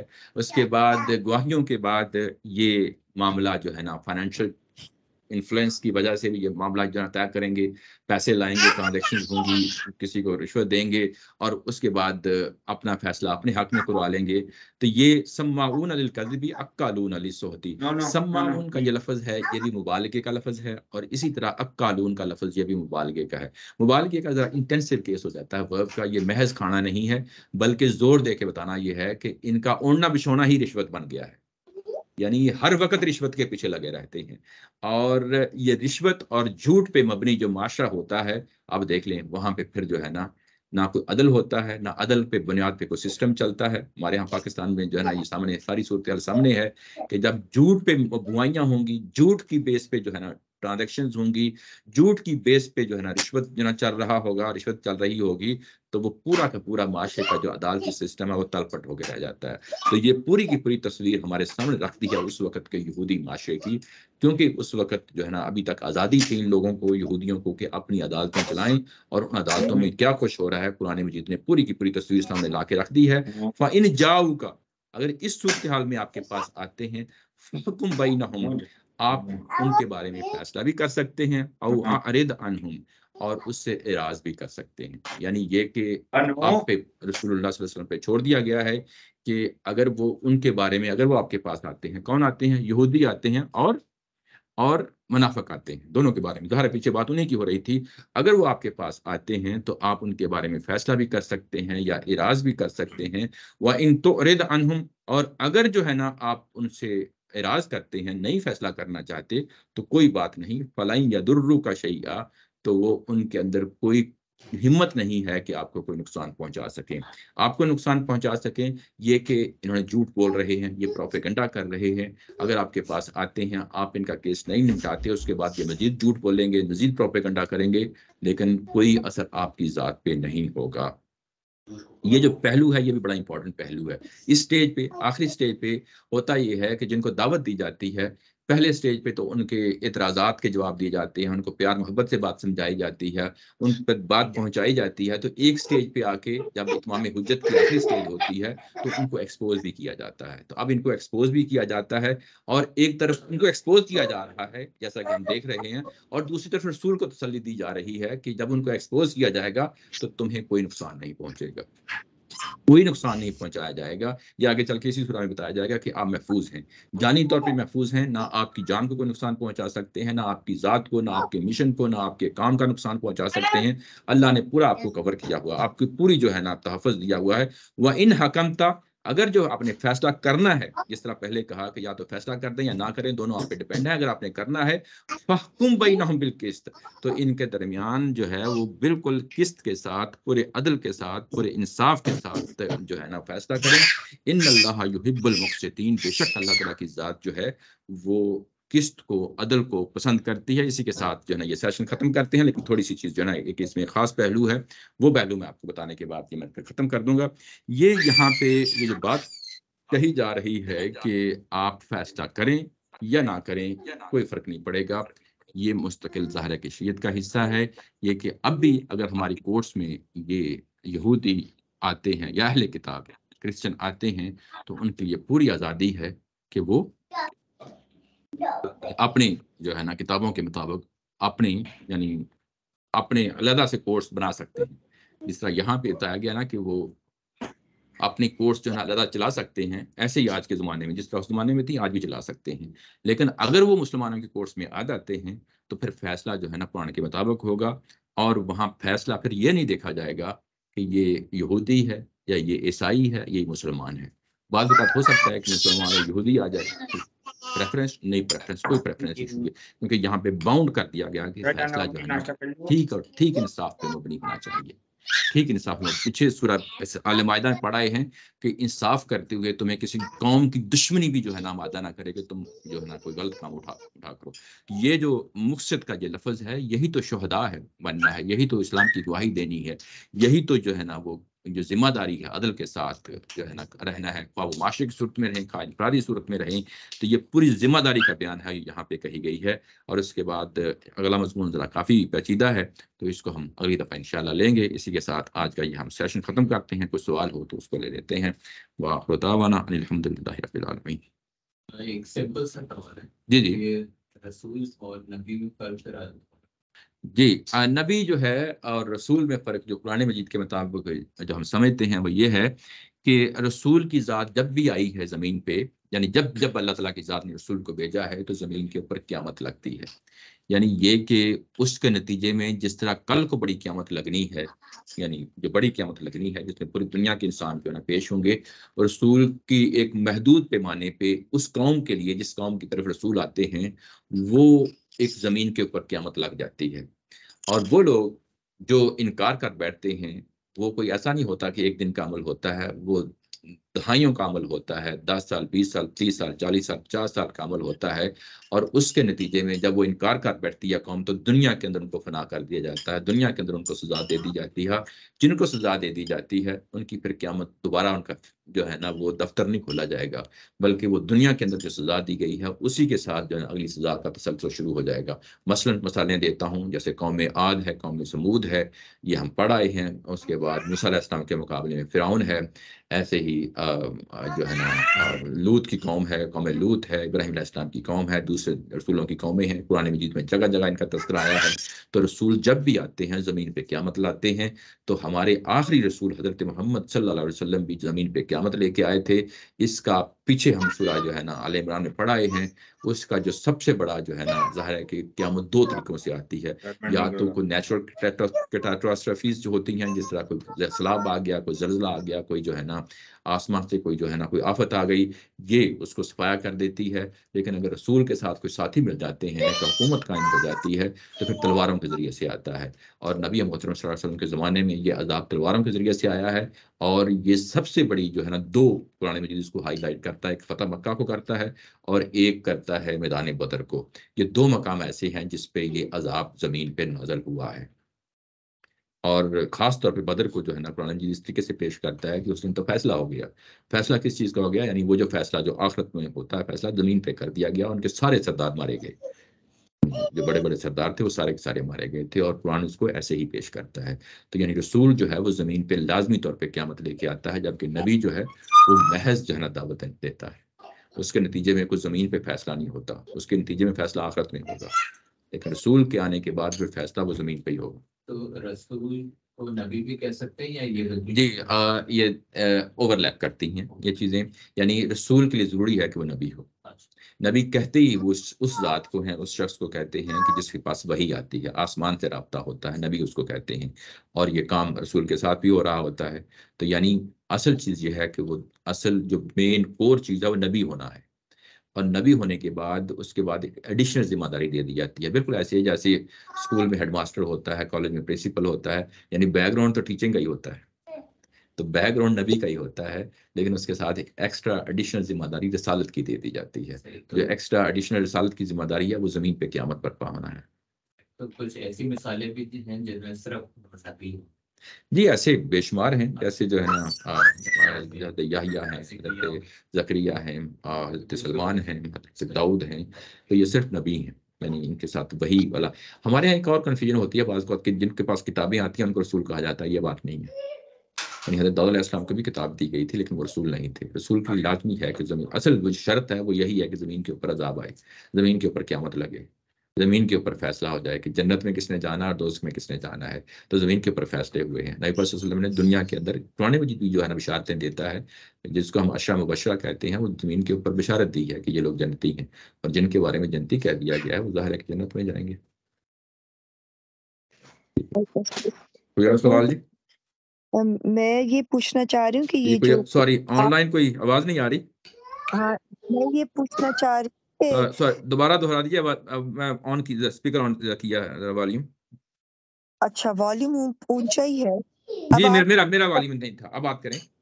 اچھا میں یہ کہہ رہی ہوں کہ یہ جو ہاتھ کاٹنے کی سزائے شریعت کی، تو یہ جیسے آج کل کے زمانے میں جو ہمارے مسلمان ممالک ہیں، جیسے پاکستان ہے، انڈونیشیا ہے اور بنگلہ دیش ہے، تو یہاں پہ یہ شرعی سزا تو نہیں ہے، اور کیا یہ بھی اتنی بہت جیسے پاپولیشن ہے اور ہمارے یہ جو ملک ہیں یہ ایک اسٹیٹ نہیں ہوتی، مطلب اس میں بہت انصاف کے ساتھ ہر انسان اتنا خوشحال نہیں ہے، تو پھر بھی یہ والی سزا جو ہے وہ شرعی طور پہ نافذ ہونی چاہیے اس بارے میں آج کل کے مطلب جی یہ دو چیزیں ہیں، اس میں کنفیوز نہیں ہونا چاہیے۔ ایک چیز یہ کہ سب سے پہلی یہ چیز یہ ہے کہ سزا کو مانا جائے کہ نہ مانا جائے۔ جب یہ بات آئے گی تو پھر تو ظاہر ہے کہ یہ تو ایمان کا معاملہ ہے، یہ تو انکار نہیں کیا جا سکتا۔ بالکل یہ کہ ظاہر ہے جب اپنے اسلام قبول کر لیا تو یہ پارشل بات نہیں ہو سکتی، بات وہی ہوگی، پوری کی پوری جو ہے نا اس کو قبول کیا جائے گا۔ یہ بات اصولی بات ہے۔ اب آ جاتے ہیں زمینی حقائق۔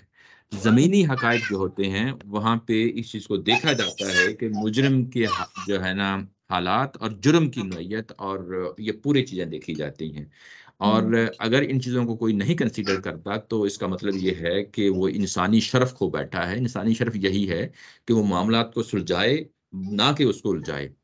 تو یہ چیزیں، یہ دونوں چیزوں کو جو ہے نا پیرلل رکھتے ہوئے چیزوں کو لے کے چلنا چاہیے۔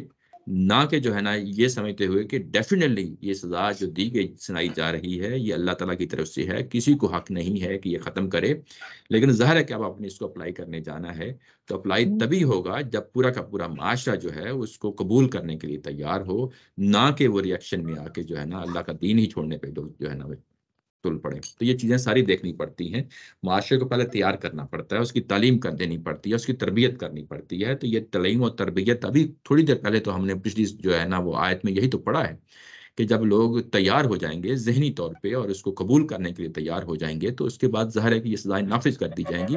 ہمارے پرابلم یہ ہوتا ہے کہ ہماری تنظیمیں بنتی ہیں، جماعتیں بنتی ہیں، ان کے سامنے ٹارگٹ یہی ہوتا ہے کہ ہم اللہ کی شریعت نافذ کریں گے، لیکن کبھی لوگوں کے پاس جا کے لوگوں کے اندر شریعت کو اتارا نہیں، لوگوں کو سمجھایا نہیں کہ یہ شریعت ہے۔ لوگ سمجھ جائیں گے تو اس کے بعد آٹومیٹیکلی یہ جو ہے نا سزائیں نافذ بھی ہو جائیں گی۔ اچھا جی جی کہ لیکن جیسے ہمارے ممالک میں ڈکیتیاں ہوتی ہیں اور اتنی چوریاں ہوتی ہیں، لیکن میرا نہیں خیال کہ ان کو اگر وہ پکڑے بھی جائے تو ان کے ہاتھ کاٹے جائیں گے، تو پھر وہ جو لوگ کرتے ہیں وہ بیسیکلی پروفیشنل وہ بھی ہوتے ہیں، لیکن زیادہ تر لوگ تو وہی ہوتے ہیں جو غریب غربا ہوتے ہیں، اور جی جیسے گھروں میں ملازمین چوریاں کر لیتے ہیں، کافی ساری زیورات چوری کر لیتے ہیں، نقد پیسے چوری کر لیتے ہیں، تو پھر ان کے لیے وہ پکڑے بھی جائیں تو پھر بھی ان کے تو ہاتھ کاٹنے کی سزا نہیں ہوتی نا، میں اصل میں اس جی، کو وہ میں نے ابھی یہی بات تو کہی تھی کہ بعض اوقات جی چھوٹی چھوٹی چیزوں پہ ہاتھ نہیں کاٹے جائیں گے، یہ لیکن اسی پاکستان تو قانون نہیں ہے۔ قانون نہیں ہے، پاکستان میں تو قانون نہیں بھی ہے، لیکن کہہ رہا ہوں کہ چھوٹی چھوٹی چیزوں پہ ہاتھ نہیں کاٹے جائیں گے، یہ گورنمنٹ طے کرے گی کہ کتنی اماؤنٹ پہ۔ اس طرح ہمارے جو فقہ ہیں انہوں نے بھی طے کیا ہوا ہے کہ جس طرح ایک دینار ہے یا باقی، یعنی کوئی بھی اس پہ کوئی متفقہ کوئی رائے نہیں ہے ہماری فقہ کی بھی کہ کتنی اماؤنٹ پہ جو ہے نا یہ ہاتھ کاٹے جائیں گے۔ تو یہ بیسیکلی گورنمنٹ کا جو ہے نا پارلیمنٹ کا کام ہے، اس چیز کا فیصلہ کرے کہ کتنی اماؤنٹ پہ جو ہے نا ہاتھ کاٹے جائیں گے جب آپ نے اس شریعت کو امپلیمنٹ کرنا ہے، یہ والی چیز کو امپلیمنٹ کرنا ہے، یہ چیز سامنے رہنی چاہیے۔ جی تھینک یو۔ جی جی بہت شکریہ جی۔ یہ کوئی اور جی سوال کسی کا؟ چلیں جی، آج کا یہ سیشن ہم ختم کرتے ہیں۔ السلام علیکم ورحمۃ اللہ وبرکاتہ۔